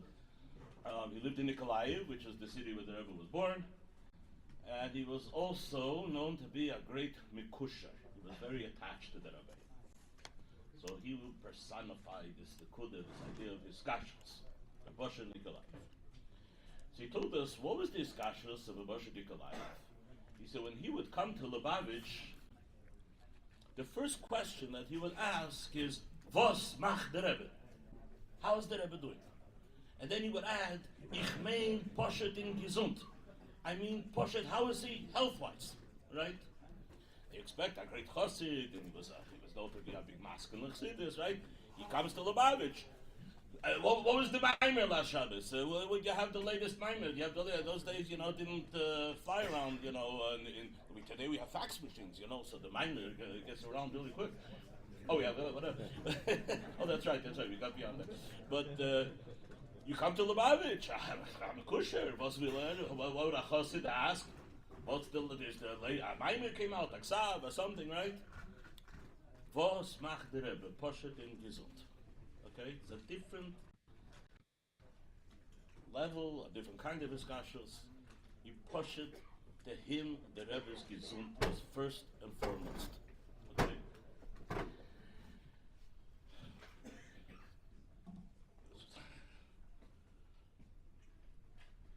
I remember once a Fabrengen, my uncle Geshemental Garelik, sitting in 770, was a Fabrengen, and he was crying. Why was he crying? Because the Rebbe, some people notice this, that 1 foot the Rebbe couldn't get his foot completely into the shoe. So the back of the shoe was completely pressed down, right? And the Rebbe wore one shoe like a slipper. It wasn't noticeable to everybody because the trousers, whatever, would go like low enough to kind of like Bachrim, who knew about this, right away. So we put this in a context of sandal, with all kinds of whatever, Beyurim, whatever. Yeshvedel sitting there and he's pushed it crying. The Rebbe's foot hurts, right? And he was pushed sitting and crying like a baby because it was haste. The Rebbe's having pain in his foot. Okay. What's the connection to Heitevis? And I'll tell you. And like I said, there's a lot about Heitevis, and there are sikhs about Heitevis. But I just want to share just my personal experience of what I went through in that period from when the Rebbe broke the story, right? And when finally the verdict came, and which then sparked, the Simcha, the Danotzach, etc. It was not usual for the Rebbe to share things that he had Akbas Nefesh, right? And yet, in this case, the Rebbe saw it necessary, or whatever, right, to share it. So the Fabringen of Yutris Tammuz, Tafshin Mem Hey was it, the Rebbe basically shared what was going on, okay? Honestly, I didn't understand, I didn't know anything about this library. I knew there was something in a room down in the basement because I once saw somebody going in there and I peeked in and there was something there, right? The actual, the details, I didn't really, I didn't understand. I certainly didn't relate to it, right? But what we all saw and we all felt was the Rebbe's Agbas Nefesh. The Rebbe Pasha was in deep pain. There were probably many things that caused the Rebbe pain, but he didn't share them. And this one he shared. He shared. For 2 years, Chassidim were having anxiety. We were pushed, anxious. And then there was a delay in the verdict because the judge got distracted by some family issue. His son was arrested for drugs or something. I don't know. So there was a delay, right? I remember hearing from somebody, and I wanted to strangle him. This is a chassid. He said, why we're not hearing any, because probably we lost, right? And they're keeping Shah still, okay, and I wanted to, I would have. When the word came that the Dan Notzach, it was the most spontaneous, the most authentic expression of simcha that I could say for me personally, and I'm sure it wasn't just me, there was many Chassidim, if not all the Chassidim. It was such, not because we got the books back, not because Echveis was with all the story, the details of all the story. No, because finally Baruch Hashem, the Rebbe's Agbas Nefesh was resolved. So it's interesting that tonight is what's it called, the Zay Tevis, and we're also sitting here honoring my very dear friend Rabbi Itkin. But I want to tell you that one of the things that I saw in Rabbi Itkin was this kind of hiskashus. He had the hiskashus on all levels. To him, being a shliach of the Rebbe, learning the Rebbe's Teiras, etc., etc., etc. But you saw a personal hiskashus to the Rebbe, a avo to the Rebbe. Gimel Tammuz, he would just mention it and he would just start crying for years after Gimel Tammuz. It was this level of hiskashus, this personal level, that it's not so much about being in the Rebbe's army and doing the things, that the Rebbe wanted from us and expected from us. Poshut vos mach the Rebbe in gesund. The Rebbe's gesund was the geya to him. It was something that he took to heart, and he felt it very deeply. So this is my tribute to my dear friend Fitcher, Azah Hiskashus, I would look at him and I would be envious. But this was him. This was him as a chassid, and I'm a kosher to the Rebbe, and that's, I think, the connection with Haytevs.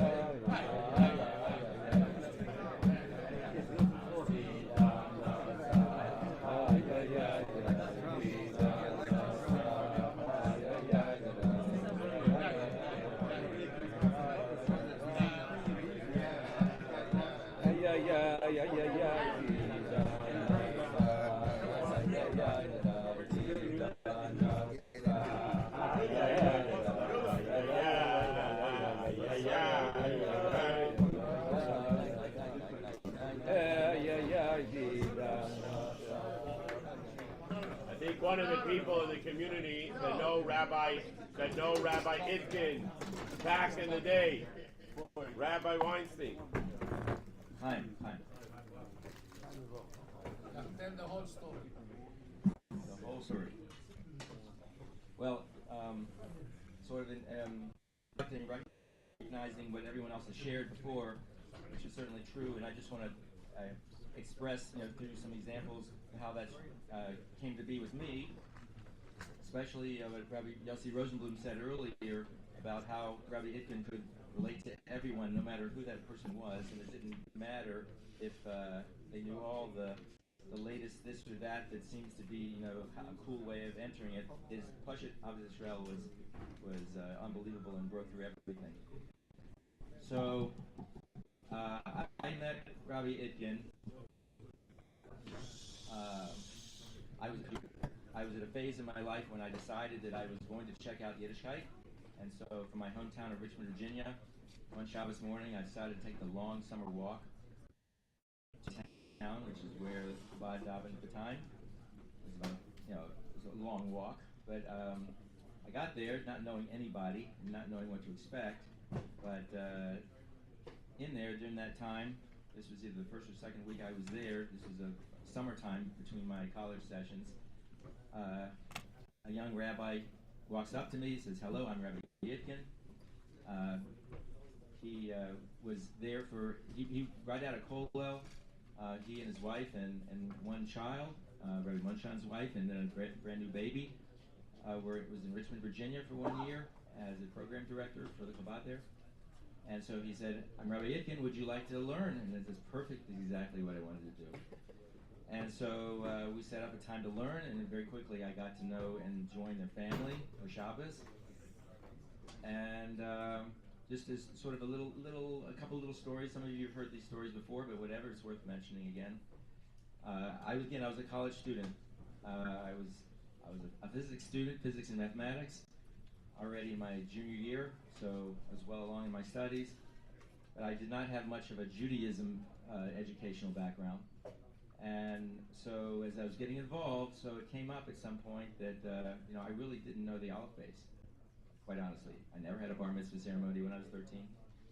I learned what the Hebrew letters looked like, but I couldn't read for you anything. So he said, we need to learn Aleph base. So what did he do? Went to his living room in his apartment, sat him down. There was one of these, the beach balls with all the Aleph base on it that he had for his kid, his young child, daughter, and said, okay, let's start. He faced and he rolled the beach ball to me and said, Aleph. He says, what's next? I went, sure. He said, say base. Base, and I rolled it back to him. And this went on through the Aleph base, and this is how I got reintroduced to Hebrew language. Start with the basics, right? Exactly as my Mechutin says over here. Again, it was interesting that again he could not relate to me on a science background or a mathematics background or what have you, but his pure Ahavas Yisrael just cut right through, which was very felt, and I became part of his family. I'll share you just a little vignette of something. I used to hang out with their homes when I was back at home. I was hanging out with Shabbos with them. And so one Motzei Shabbos, you finish Havdalah, so what does, the family do, or he does, he did it with his wife, for I assume many, many years, is they say, be in Tenlecha together. And so I was there, observing, and said, hey, wait a minute. So he actually took off his kapata, put it on me, and said, okay, here's an English version, and let's all say be in Tenlecha together. And that's what he did. So I got to wear a kapata early on. But he helped guide me in many ways. We learned once a week from if anyone remembers the little thoughts for the week from Rabbi Kagan Olav Shalom. And so whatever parsha it was, we opened it up and read this little piece in English, and that's how I started learning parsha ideas from the Rebbe. That's how you learned English. Yeah. Okay. Could be. Did that. He arranged to purchase my first pair of tefillin. He was only there for 1 year, and he left at the beginning of the summer. This is the summer. I met him in the summer of 1981, and so. And I'm sorry, excuse me, 1980. The end of the summer of 1980. By the summer of 1981, he had left Pittsburgh, and by the fall of 1981, he was here. He left Richmond, Virginia, excuse me, and arrived in Pittsburgh to start in the yeshiva here in the fall of '81. And so in that short period of time, he had arranged for me to go to Begisha, which I didn't know exactly what I was getting into, but if he said I was going to go, that's great. He didn't actually go himself. His boss, Rabbi Kranz Olav Shalom, Yankel Kranz Olav Shalom, took me. Got to meet my Mechutin for the first time there, also his first Begisha. Later on, he arranged for me to work at the Ganazi camp in Richmond, Virginia. I could not be a counselor, of course, but I was pretty much everything else in the camp, I guess. I drove to 15P, picked up the kids in the morning, brought them to camp, and took them home. I was a water safety instructor at the time, so I gave the Red Cross badges for those who were qualified, etc. I was the photographer of the camp. I did a lot of even passing notes between the guy and girl counselors, but we don't talk about those things. Right? I didn't know any better at the time. That was pretty cool. Anyway, and that ended with my first experience in yeshiva. That was right after Tisha B'Av. I went to Morristown for 3 weeks for a special program, and of course I came back at the end of that. Right after Rosh Chodesh Elul, I actually purchased my first hat, a black hat. And my senior year of college already, I was totally in the picture. Those are the earliest memories of and yeah, I got very close to the whole family. Then, after yeshiva, after graduate school, turns out that I got hired at Westinghouse here in Pittsburgh. And so back in 1988. Came to Pittsburgh, and knowing that Rabbi Itkin was here, so I already knew I had a very special mentor and teacher already here, and that continued the relationship in a very special and deep way. Again, it's a what? Story? The time here? I think everybody here's got their own special stories. Of how he was influential and meaningful, and as a mentor and as a friend, as we say, and teacher. All kinds of different things, from giving certain advice for our Chabad house to, if people remember back in the day, I used to always like to have fresh stock for my sukkah. I used to go out and our Chabad house used to go to tree farms and cut pine branches, evergreen, and bring a truck back. And so I always made sure I had enough for his sukkah here. That was the deal. And no problem. We always happy to help him out there and the family there. It was just a very special relationship that went on. And then, of course, he ended up teaching some of my kids and mentoring them. And we say that his memory should be for a blessing, but as others have already said, and Taka should be, that we should have the Mashiach and the Gula right now, and we should have Rabbi Itkin back with us right away to share more words of wisdom and bring the simcha. Amen.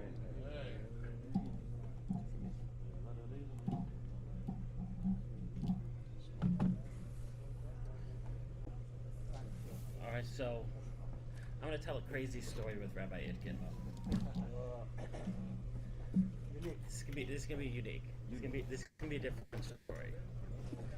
So Rabbi Altine brought someone in to speak at his Chabad house, and he was a convert.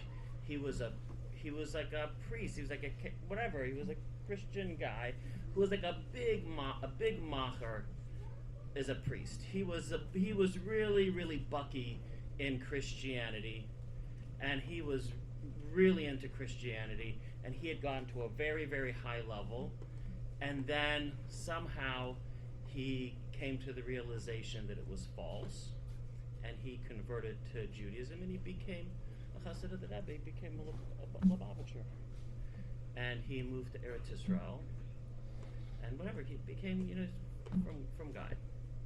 So Rabbi Altine invited him to have whatever weekend Shabbos, and he spoke. And while he was there, it was decided that he would speak at Lubavitch Center between Mincha and Maariv. So the guy goes up, and he's it was a while ago, so we had all the bigwigs at the front of the table. We had Rabbi Rosenfeld and Rabbi Altine and Rabbi Pfeffer, and it was a very hush of a group. And then maybe Rabbi Darren usually is here, having his own. He has his own thing going on. So Rabbi Darren has his own thing going on here, and the other people have their own thing going on there. And Rabbi Itkin's at the end of the table.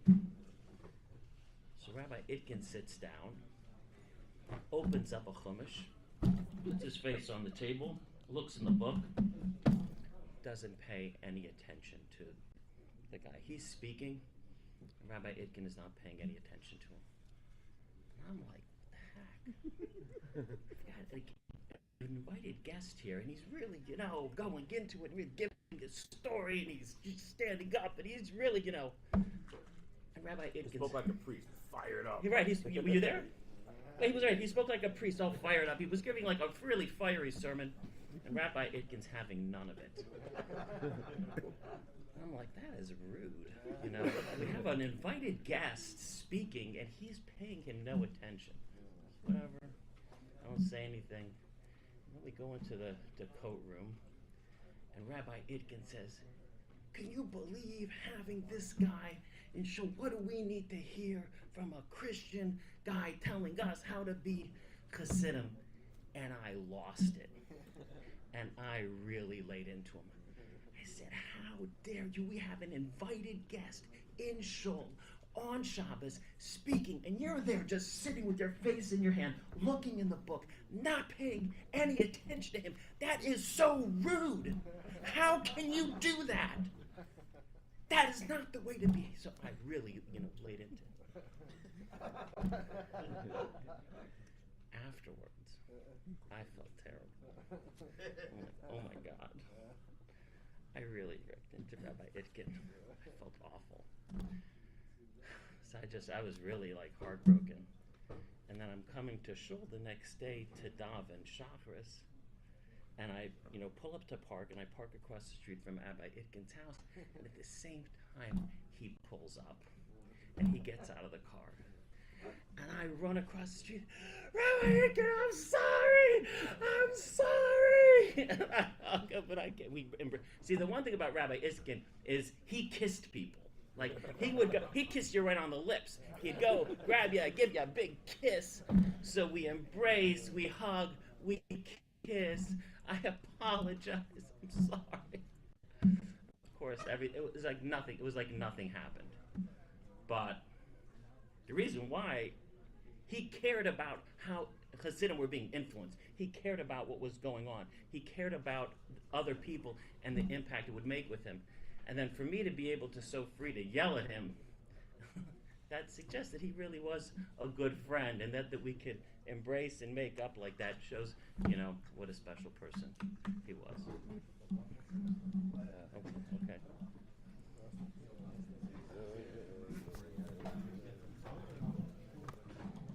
So, remember, I met Rabbi Itkin the first time probably about 1980, which was in yeshiva. And I would come home I'm living in Pittsburgh, and I would come home and stay at the Shlomo's house for Shabbos.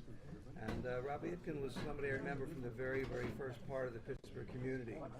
And there was one time, it was a Shalom Zacher, I don't know who Shalom Zacher was, but he was leading a group of us dancing sort of in the street late at night on Friday night, right in the corner of Forbes and Shady, right in that area. Just remember from the very beginning, is this a true Hasidic personality. I mean, it's a true, somebody creates an environment. And you think about it, as a Chassid is somebody that creates the environment around him. And wherever he went, he created the environment. I don't care if it was a Shalom Zacher Rabbi Yitkin got there, he led the Farbringen. It was Sukkahs and the Rudolph Sukkah. I remember some of those incredible Sukkahs. He was just somebody that could always come in and give you not just Panemius, but he could give in the Makif in a very powerful way, which shows how powerful and influential he was. So just having him around and being in his space, and it was, again, the simcha has been mentioned, and the love, everything really personified all through and through. And I'm better off, and all of us are better off having seen him and been with him and knowing him. So we should have a big aliyah, the first Itkin Yahrtzait, coming up with everybody taking from his an example, being freilich and simcha, and we'll be dancing together very soon because Mashiach is coming imminently, and we'll be back together. Amen. Thank you. Is this what we're doing? Really? Yeah. Is it informal? Everyone's speaking. You want to say something? Actually, do you want me to hold it for you, or do you want me to? I can just say actually two things. No. Yeah. Since my friend Mordechai Cohen was brave enough to say something, so I have two things. First of all, he made you feel actually at the Shabbos table, you giving insights as if, I know you were Rashi or something. And second, it's he was so positive, you weren't in the mood to look at people's faults. Maybe later on, but at that moment, and further on, you weren't able to, and it still influenced you even further on. Everybody has faults. Perhaps me too. Very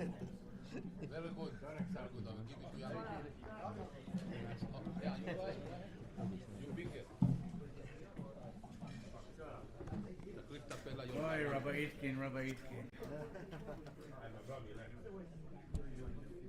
In our mid-30s, that's when I came here. I was Chaim Bracha. In the mid-30s?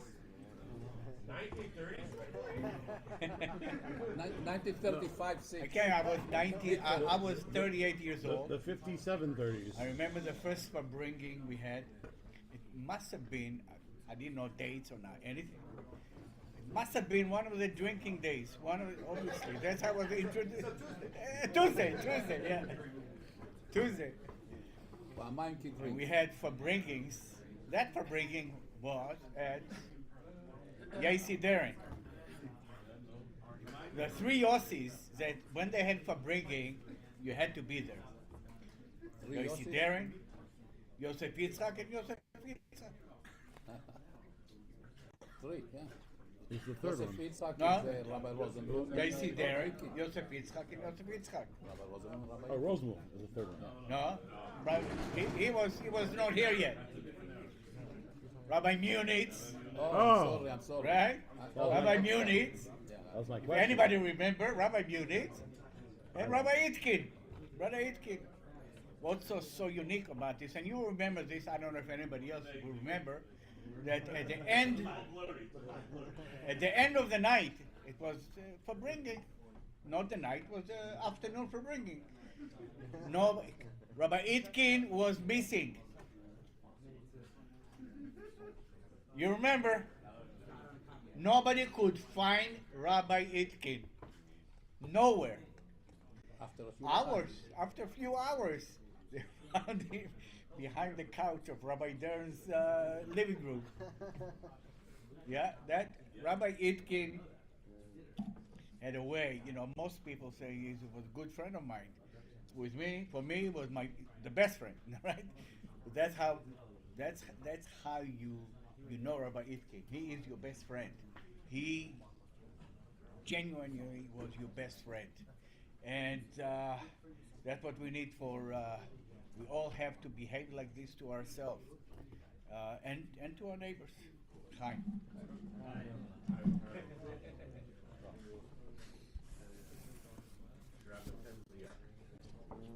Yeah, I'm going to speak very shortly. L'chaim, l'chaim, l'chaim, and l'chaim, l'chaim. By starting with the Sikha of Nun Bet, Vayigash. So to make a long story short, in that Sikha there is Yosef and there is Yehuda, Vayigash Yehuda and Yosef. So there's two ways for a Jew to behave, the Rebbe says. One is like, in the ways of the world, part of the Galut, Minagei, you have to do the thing. And then there is the way of Yehuda, which is above. Betokev, and that's an Yiddish word now, Breitkeit, with Breitkeit. Okay, accent is a different thing.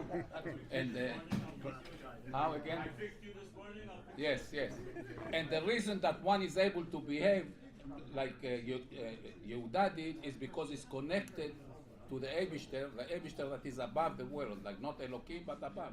It's connected, and through this connection is able to really cause things up to the point of changing the way the country behaves or whatever, that they will change. And he brought the Rebbe brought as an example Mordechai Yehudi. So he did what he did, and we see that he changed the Gzerah of the man, and then became the Mishneh LeMelech also, and all this. It was this kind of way. And the Rebbe says that we have to behave this way. We have to try and connect ourselves so we are able to behave, and not only that we should try to do that, but that we are able to do that. We couldn't exactly do it in prior generations, but now we can because we are very close to the Geulah. And when we will behave this way, that will Asher, yes. Asher, well, not Asher, it will allow us to do it much quicker to reveal Mashiach, which is already here, but just to reveal him, the Rebbe, Melech HaMashiach, and Mashiach will come. So the Rebbe is asking us to behave that way to bring Mashiach faster. So why am I saying, how come I'm talking about the Sikh and all this? I'm trying to talk about that. Because Rabbi Itkin was the way of Yehuda. He was connected, and almost everything that he did, it was in this kind of a way. So from the point of view of Rabbi Itkin, anything that he did, he was bringing Mashiach, or he was revealing Mashiach just the way the Rebbe wanted. And he did all, everybody knows there's a million stories. I don't know them all. But just to give a quick story, I might have told it to some people, but Yeah, you did. yeah, to you, right? Yeah. What did I tell you? I don't remember the story. So in Sukkot, for example, I was at Rabbi Rosenblum's sukkah. Imagine that, and was a rainy day. Was raining. Was lovely food all over, and you know there is a garage in that. In the sukkah of Rabbi Rosen is a garage, so everything was in there, and then we would take it out and put it on the table. But it was raining, so we devised all kinds of ways to make sure the food doesn't get wet. Like there was a table, we take איך אומרים ספסל? ספסל. A bench. We take a bench and put it on top of the table, the food under, so when the rain comes, it went on the sort of didn't wet it completely, and we weren't. And while we were doing all this, Rabbi Itkin came. And you know, we were also with the coats and things. It was really raining. Came Rabbi Itkin, and I don't remember, I think he didn't have a coat, he just had yes, kapota. And then when he came, he saw all this, what he did, he sat in there, took his kapota, and sat there, and the whole avira, how you say, the whole atmosphere changed, and it became, suddenly we were happy with the rain, and all this. Up to that point, we were trying to make sure. So everybody's talking about how Rabbi Itkin is connected to the one above, and how he helps everybody, and how, like, in other words, imagine that any Farbrengen that there was, Rabbi Itkin was there, and he was really the chayut, the life of the Farbrengen. And how did you know that? Because sometimes, occasionally, I don't know what happened, he wasn't there, and then there was it wasn't the same. It wasn't the same. You need like Rabbi Itkin for the Farbrengen, even if he doesn't speak. Just.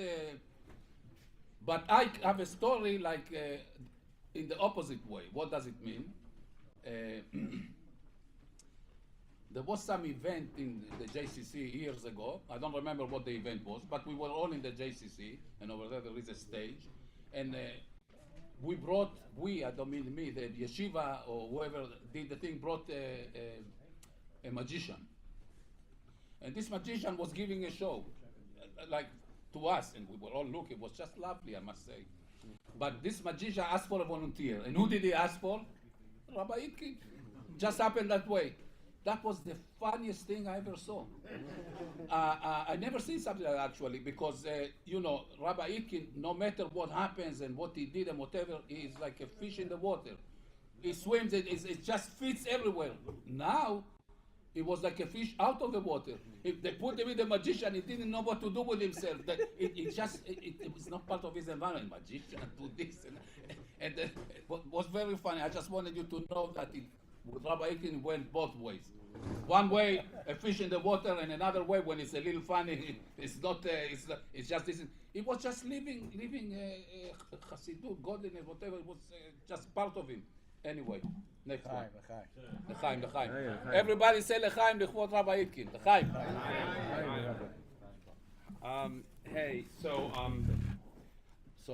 a great way to start. So Rabbi Itkin, I've known him since I was a little kid, and he was my teacher for many years. And the one time in 9th grade, I think it was, he took away Yitzi Pearson's pager, which was getting NBA updates. So it was like before smartphones, right? And so he put it in his pocket. He's like, "What is this, Michigas?" And it's a pager. Oh, pager. Major. And so all of a sudden we're sitting in class, and he starts jumping up and down like right, and because it started buzzing in his pocket. That's all. It's a real simple story.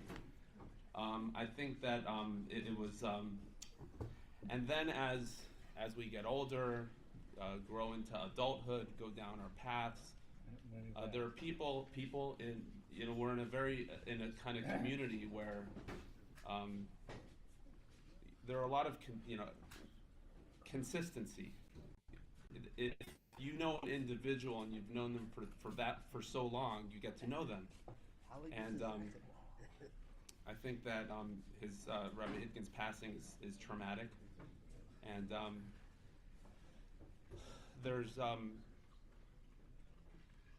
there are parts of our relationship that have not been reconciled, And I think that this is very therapeutic because reconciled, meaning that I found myself in a very strange situation, which was not a secret that I was taking care of Rabbi Itkin as a nurse. So there are things that we do and to see and understand and be able to feel a part of someone's suffering, and that's what I meant with reconcile. That my relationship with Rabbi Itkin, of course, was never better. I mean, it was like even we were forbringing until the end, right?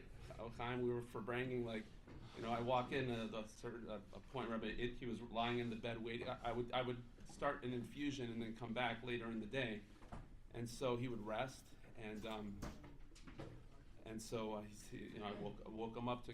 He said, Dober, sometimes I'm laying here all alone. Sometimes if there's no one to forbring with, I'll forbring with myself. And so I think that part of life is forbringing with the chevra. There's also the individual forbringing. We have to be, there's a certain life and happiness, and that's what we have to, we have to remember. Live with our members. Like, it's, I think that Rabbi Itkin would say right now, Dober, pass something. Give the microphone to someone else. It's good. You're doing good. You're doing good. Yeah. But we've had losses, and I think that there are people in the Shammais who are have a very strong taina, and the Rebbe taught us how to be chutzpahdik. We have to be chutzpahdik, and to be chutzpahdik, that the Rebbe promised. He promised, but he also taught us how to learn. We've been learning in Yanei Geula Mashiach forever, and it's the emes, and it makes no sense. Like, where we're holding right now makes no sense at all. And so, chutzpahdik, we need the people who are there, like, who are closer to Hashem. It's ad masai, and so I think that with Hey Teves, the way that the Dida Natzach was, as Rabbi Darren said, like, it came in as a wave of like a burst of, you don't have time to really think about it and get all the details of the story, just rejoicing, and that's what we're waiting for, and that's what we should have. Oh, and that's what we should do right now with an amazing nigun. Man.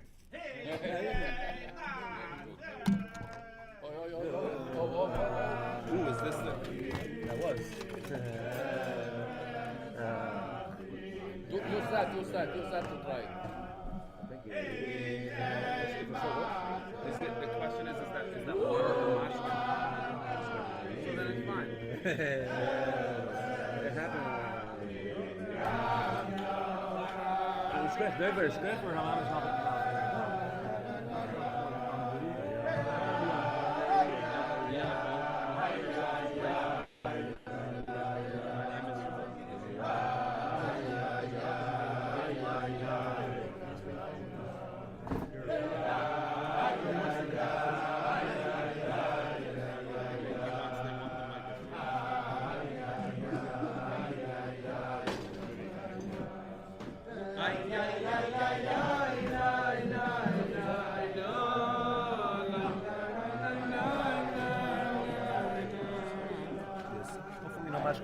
And if it does, it might survive.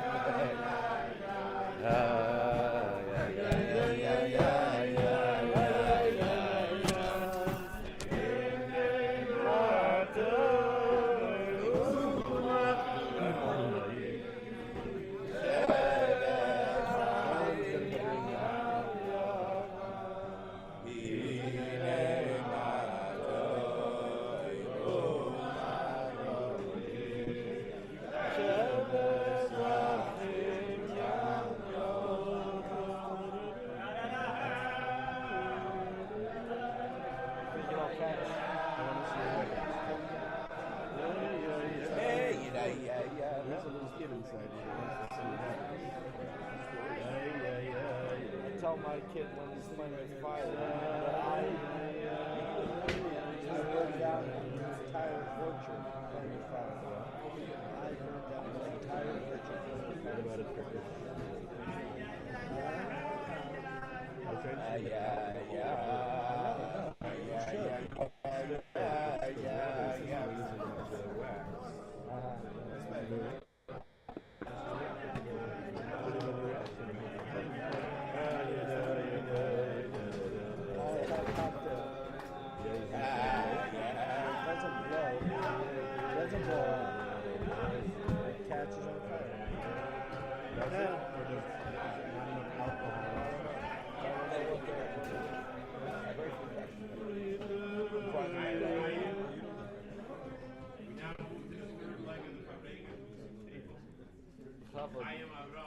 No, Alan. Alan. I'm not much of a public speaker. No. But I'm here on behalf of Rabbi Itkin because he had a big effect on me and my family. Going through all kinds of periods of my life and knowing Rabbi Itkin and being around Rabbi Itkin, he had given me always a perspective to look at bad things that occur in a positive way. So I had a situation many years ago where I was raided by the IRS and the FBI in my certain business dealings, and I had almost went to jail. And so Rabbi Itkin was around, and he would call me every day, check on me, and always give me, chizuk, to think positive rather than think negatively, and put my mind in a positive perspective that I could actually overcome all this if I put on tefillin, keep Shabbat, keep kosher. I can continue to live a prosperous life and think positive. So through his positiveness, as well as a lot of other people here in the community, Rabbi Itkin had taught me to trach good, zayin good, and that allowed me to overcome this challenge that I had. And luckily, I'm here, free, and the magic of just having emunah and going through all that, and having someone like Rabbi Itkin on my side made me feel good. In addition to that, he wrote a letter to the judge saying that I'm a warm-hearted person that is meaning well, and sometimes thinking positively can confuse somebody to lead them into the wrong derech. But if the judge does the correct sentencing, that I will continue to bring myself back to the community in a certain way. So, that's a lot of a reason why I'm here and why I'm part of Chabad and inside this community. Wow.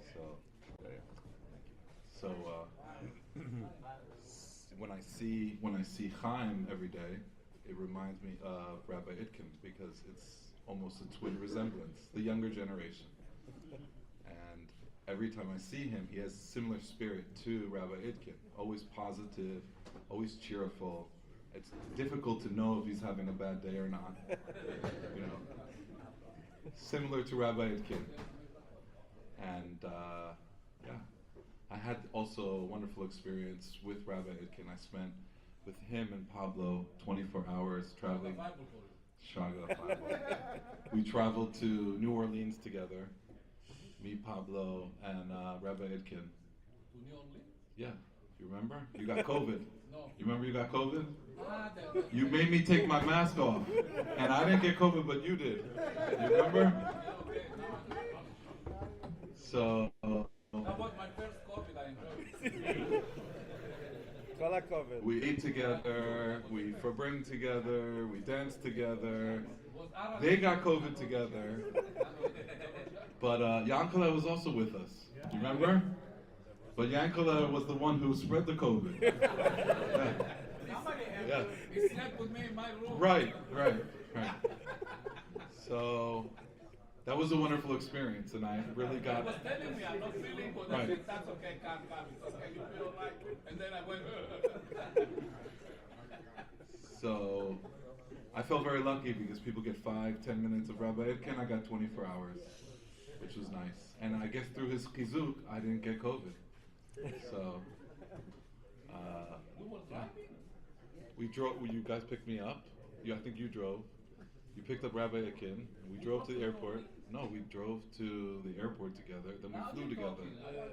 To Lo Zacher, it was Ari Rosenblum's wedding. no, I remember that it was Ari Rosenblum's Yeah. wedding. I even remember. We sat at the same table. We sat in the same car. Sat in the same plane. Sat in the same seats. And I didn't get COVID. I think it was my vitamin D.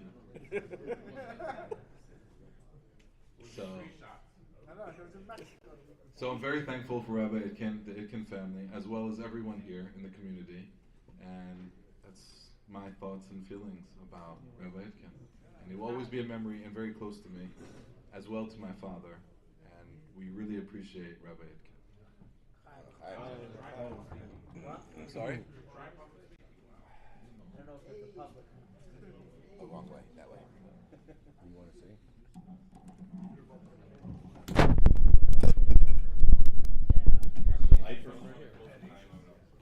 What? No, you do. So, everybody knows I don't like speaking in public. I'm going to say exactly what Alan said. Because he. What? No, I wasn't. I don't know if you have the same issues with me. I mean, so about traveling with Rabbi Itkin, it was enjoyable to fly with him to the aisle because it made me realize that my anxiety is nothing compared to his. That's true. He wanted to go 2 hours before. I was okay with 1 hour. I don't go with Rabbi all the time. It's like 5 minutes before the flight. But Rabbi Itkin would go way before. He was very careful. He didn't want to take chances. One little story about Rabbi Itkin was we had an event in the Even Hotel, and he really wasn't well, but he didn't want to drop the ball, so he came with several grandchildren, and they koshered the whole situation over there. He instructed them, even Hamish couldn't walk, but he didn't want to drop it, so he brought his grandchildren, and they koshered. And for those that say he didn't know math, he was very calculated. He knew his math. Who said that? Rabbi Weinstein. No, I just said I was a meth, but he can relate to the meth I was doing. He knew exactly what he did. It's not so. But on a personal level, I do want to say what Alan said. He saw me walking, and the doctor just got very nervous. Dr. Siegel gets very nervous about stuff. And he made me very nervous, and he's going to make you nervous too next. No, the same thing. Yeah. Okay? And Rabbi Itkin saw me, and I'd just gone for these blood tests. And Rabbi Itkin looks at me. He's already sick. He pounded like a twig. And he just, what? He goes like this. He makes a big smile and says, Tracht gesund. And it was like, you're right. And I carried that with me, his Tracht gesund. So, that's what we could share. He was very into, what? Yes, so I wanted to say one more thing about Rabbi Itkin. No, Baruch Hashem, no IRS. There was the Tracht gesund one. He shared with me a lot of personal things that were. He called me a friend. I was like, no, you're the mashpia, and I did. There's one other thing I can't. Okay, l'chaim. What? L'chaim. Anyway. They'll come to you as soon as you pass the mic. There's always one person that's behind all the scenes of the Fabrengen. We sit and eat, and he makes sure we have to eat. But at the same time, in this Fabrengen, he's behind the scenes because he's from the original Rabbi Itkin Talmidim here. Mordechai, take the mic and tell us about Rabbi Itkin.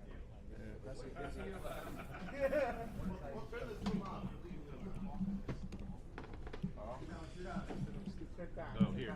Get the mic. You don't have to sit down, but get the mic. It's okay if you start crying too. Yeah, l'chaim. First of all, l'chaim. I munched on before.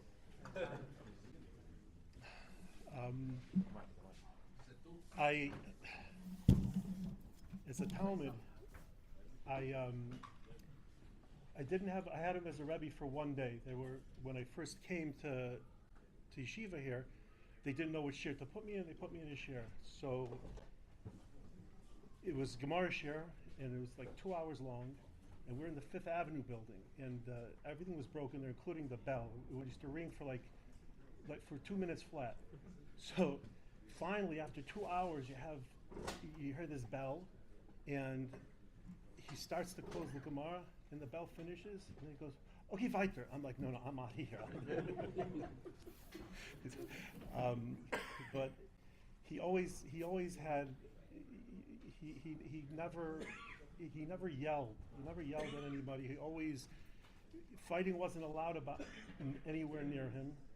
If there was, there'd always be like a farbrengen, and it would end up in a farbrengen, and he just had a way of really taking everyone's positive traits,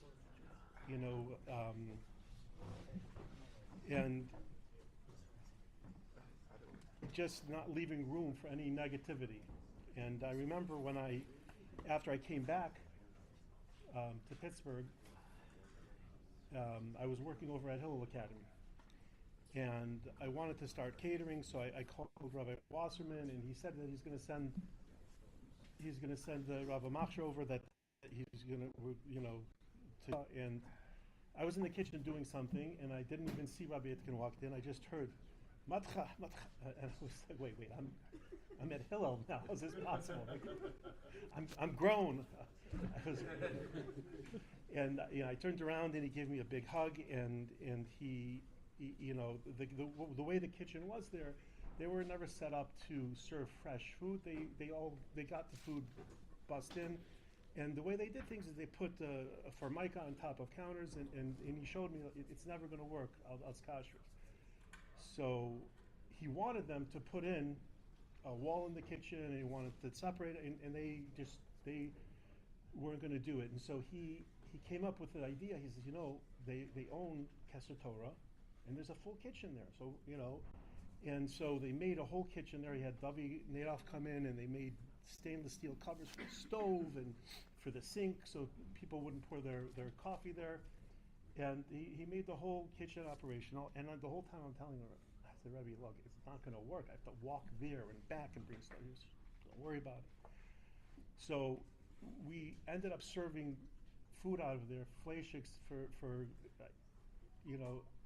maybe a month. It was very hard. I had to go early, but the first snowstorm, I remember we couldn't get lunch. Was a half an hour late, and Dan Crown says, "Morty, this can't happen." I'm like, "Well, look, Rabbi Itkin wanted you to put some." He's like, "Well, we have to do that." And so I called Rabbi Itkin, and he said, "You see, Mordechai, sometimes you have to take the long way." And so, literally within a week, they had Davi Nadoff there. They kashered the ovens. They put a wall in, another sink, and we had a proper kitchen there. Wow. He never fought. He never fought with anyone. I think Mendel Markel told me a story that he was doing hashgacha in one of the hotels, and they wanted to kasher the sheet pans. And Rabbi Itkin was trying to tell him, look, it's not going to work. They're going to warp. They're going to, And they said, no, we want to do this. It's going to cost too much money to buy pans. So he told Mendel to make sure you kasher the trays well. After the fourth one, it was just warped. They couldn't use it. And they go, okay, we'll do it. We'll do it.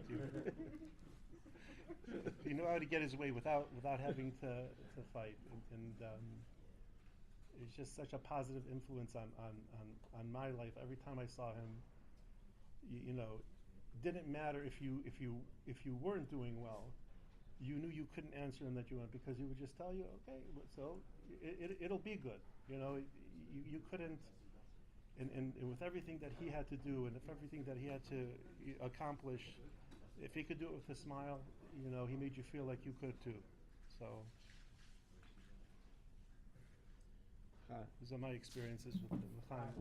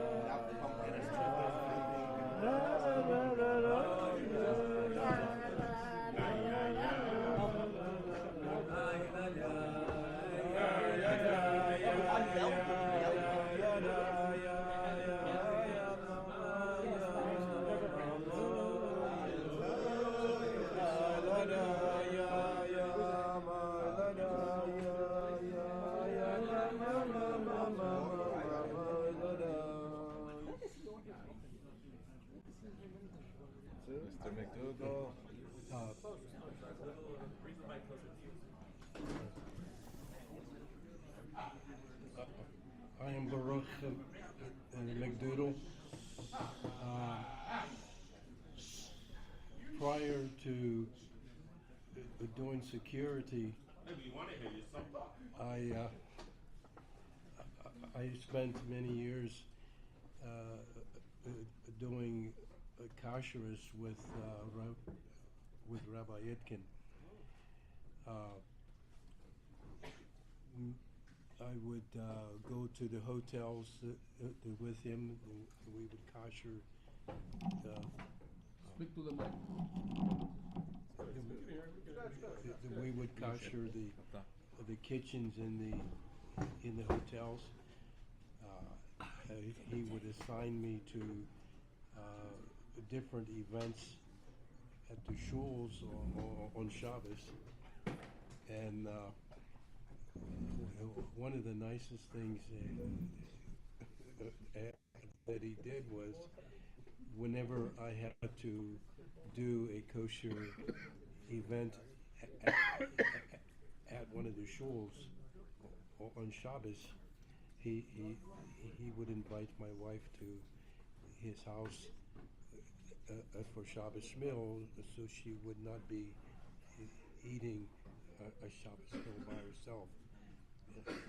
I thought that was so fantastic.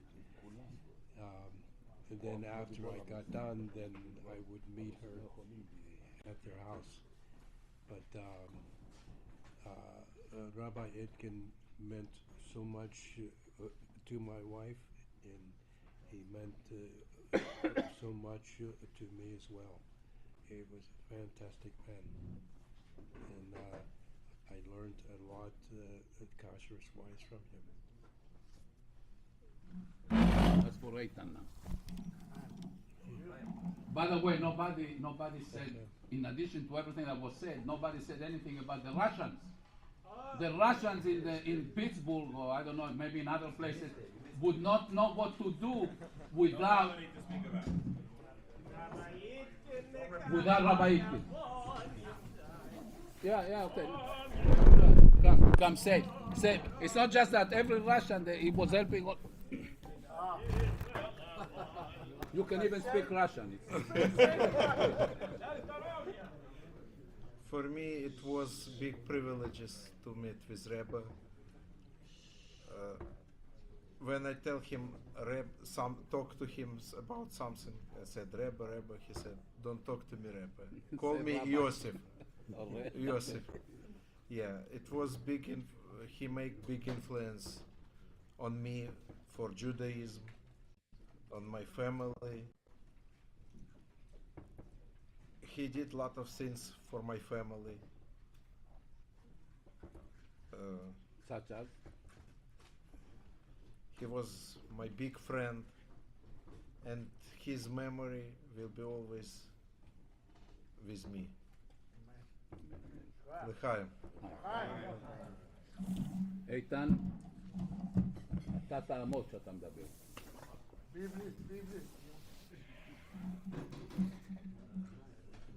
I'm not sure exactly what to say. Good things. Always. Rabbi Itkin was he was a very close cover. Just he always gave, as everybody here said, we always felt very, very close.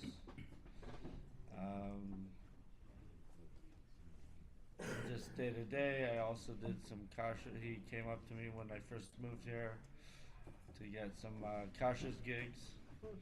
Kashrus gigs? Did he gig your house? No, hotels or for weddings and things like that.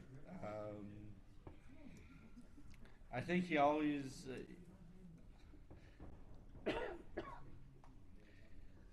I didn't realize that he was born in the U.S. That's a good one.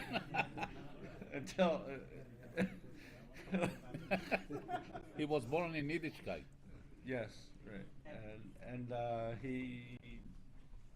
it was mind-blowing how he could connect to people. You didn't need Sit down. perfect language for it. It was just the neshama spoke, and you sensed it. and his whole family. Same with Chaim and everybody else growing up around. We moved here in 2001. It was quite a few years together, and we always knew if we needed to be, they say in Russian, getov, right? To prepare for davening. Could always go to Rabbi Itkin's to get achana, the tefillah. Yeah, I remember that achana. That's true. Maybe kiddush. Anyways, you always also knew. And a piece of cake. Right. And Mrs. Itkin also gave a lot of warmkeit, made you feel at home.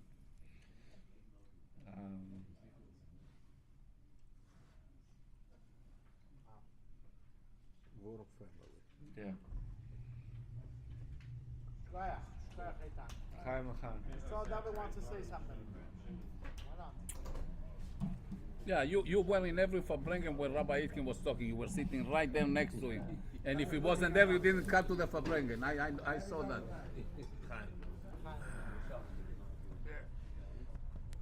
Sorry. Whoa. After him, you'll take the mic.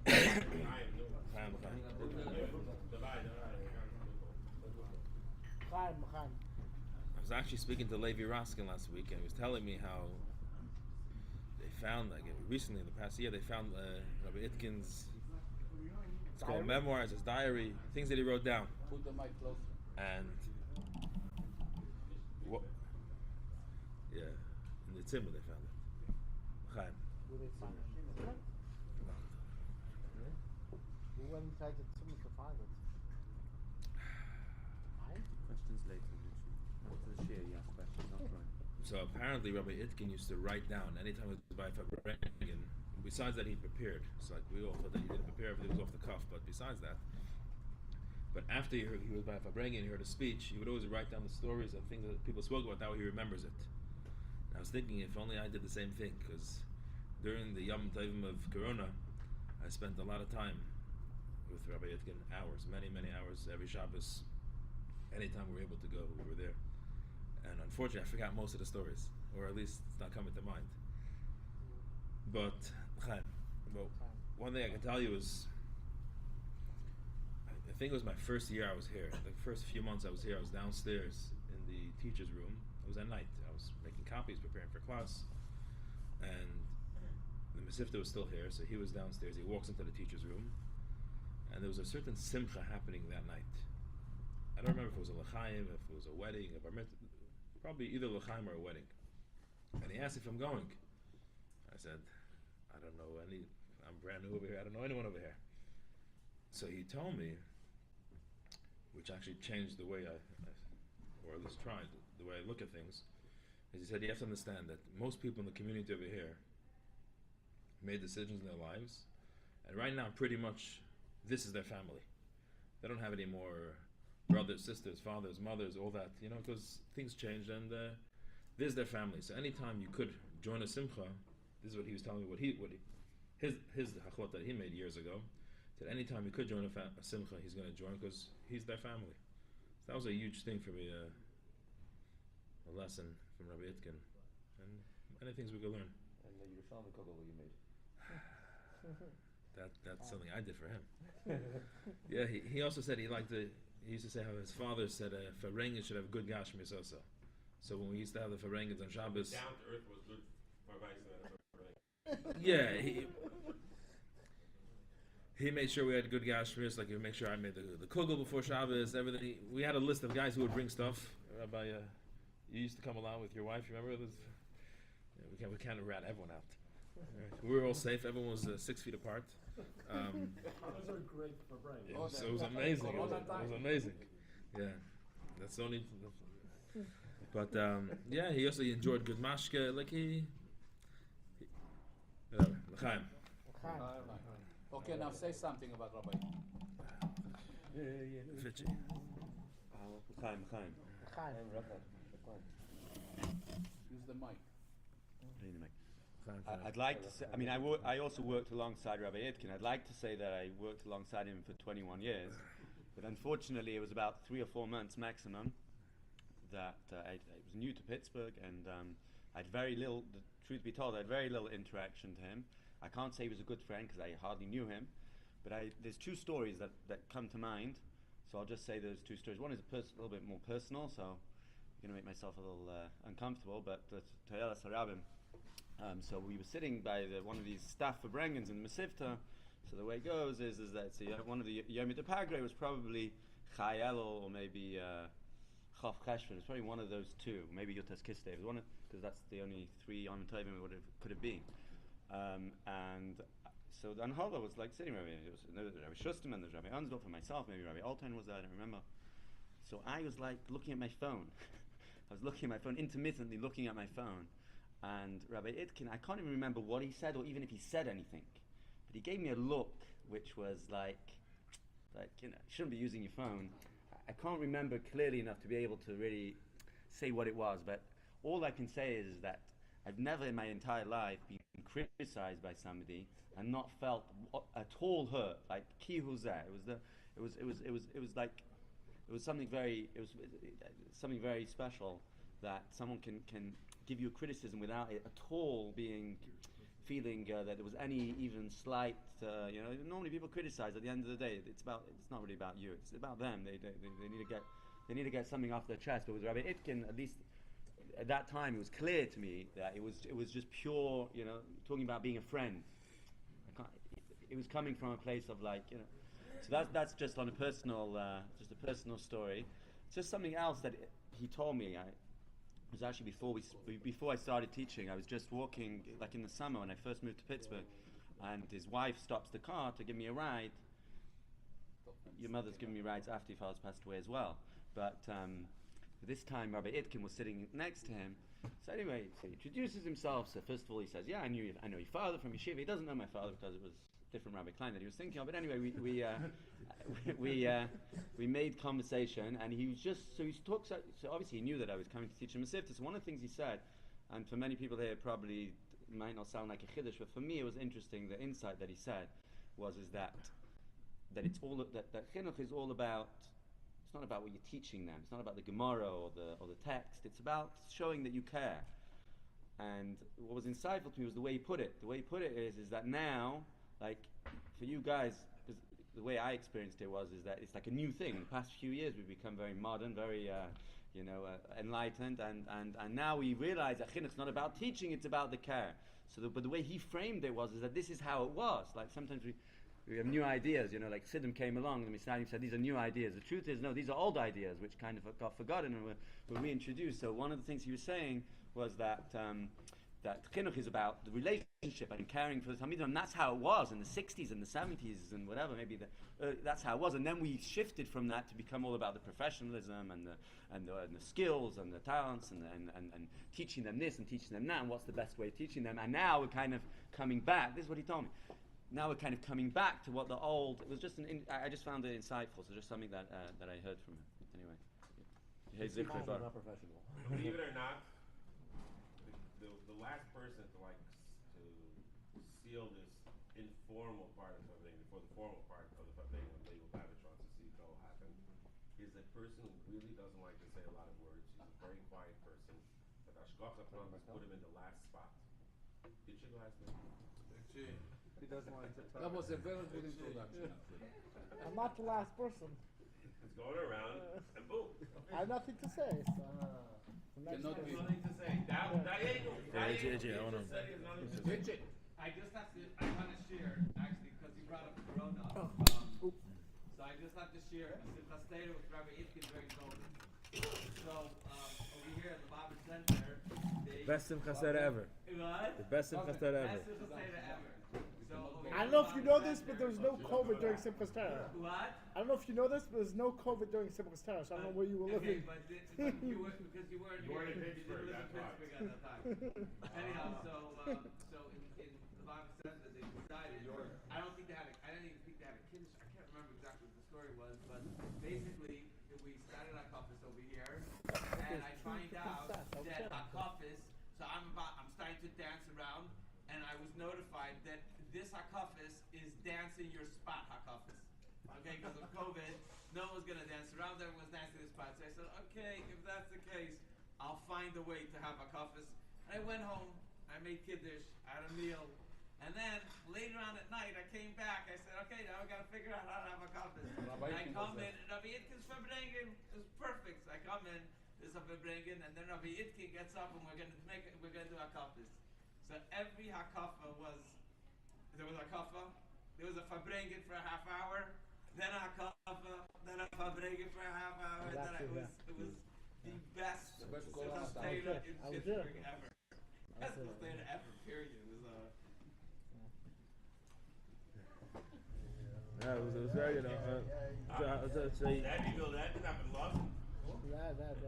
No, because you were saying before about a chaver and this and a Talmud. I don't remember the whole couple you made over there with Yerushalmi over there.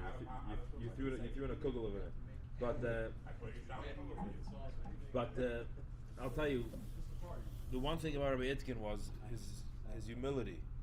We're sitting by Fabrenga. I remember sitting in his house, Corona, and he's like asking us. We're all little pishers. We're young guys, brand new in the scene, and he's all asking, "What you do about this?" And how should we're trying to get him more chassidish. I mean, think about it. He's like, "Yeah, Benny Zogman, what should we do? What should we do?" You know, he's asking my day, Benny's day, all of our the Great Chacham's days, and he's like, take it serious. You know, I thought it's a just for that as a godless, you know, Rabbi Itkin, and he made us feel very, very at home over there. And Baruch Hashem, you know, I think it worked out. Did you say that he had pictures of people and he was trying to make them more chassidish? No. What I'm saying was, no, he would ask us what for ideas, advice on how to make things better and things like that. But as if like we were going to tell him what to do. Yeah, but yeah, it was everything was special. Yeah. Yes. Now one time. Okay, I don't want to say anything. I just want to hold the mic. No, but a quick thing that I remember. I don't remember. Shaga, you said you're not going to say anything. Don't lie. Don't say anything. How did they call? What was his last name? Pinziak? No, I know, but how did he? Yeah, Pinziak. You call me Penziak? Something like that. All right, Shaga, now you can. Shaga, what do you want to say? So, like a Bible. I wish I could, but anyway, the just a quick thing. I just remember, Rabbi Itkin would say things to everybody, all kinds of things, and we would just listen and just forget it. But what I'm trying to say is that almost everything that he said to whoever it is, You could see yourself. Now I changed all my outlook on what I was going to say. I have to play to the car. Anyway,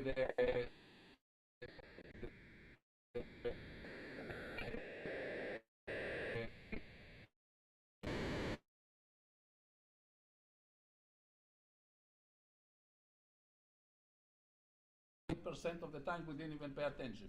That's what I wanted to say. He was like continuously awake while we were sleeping. Yeah. Go ahead, Eitan. You didn't say enough before. Not good. No,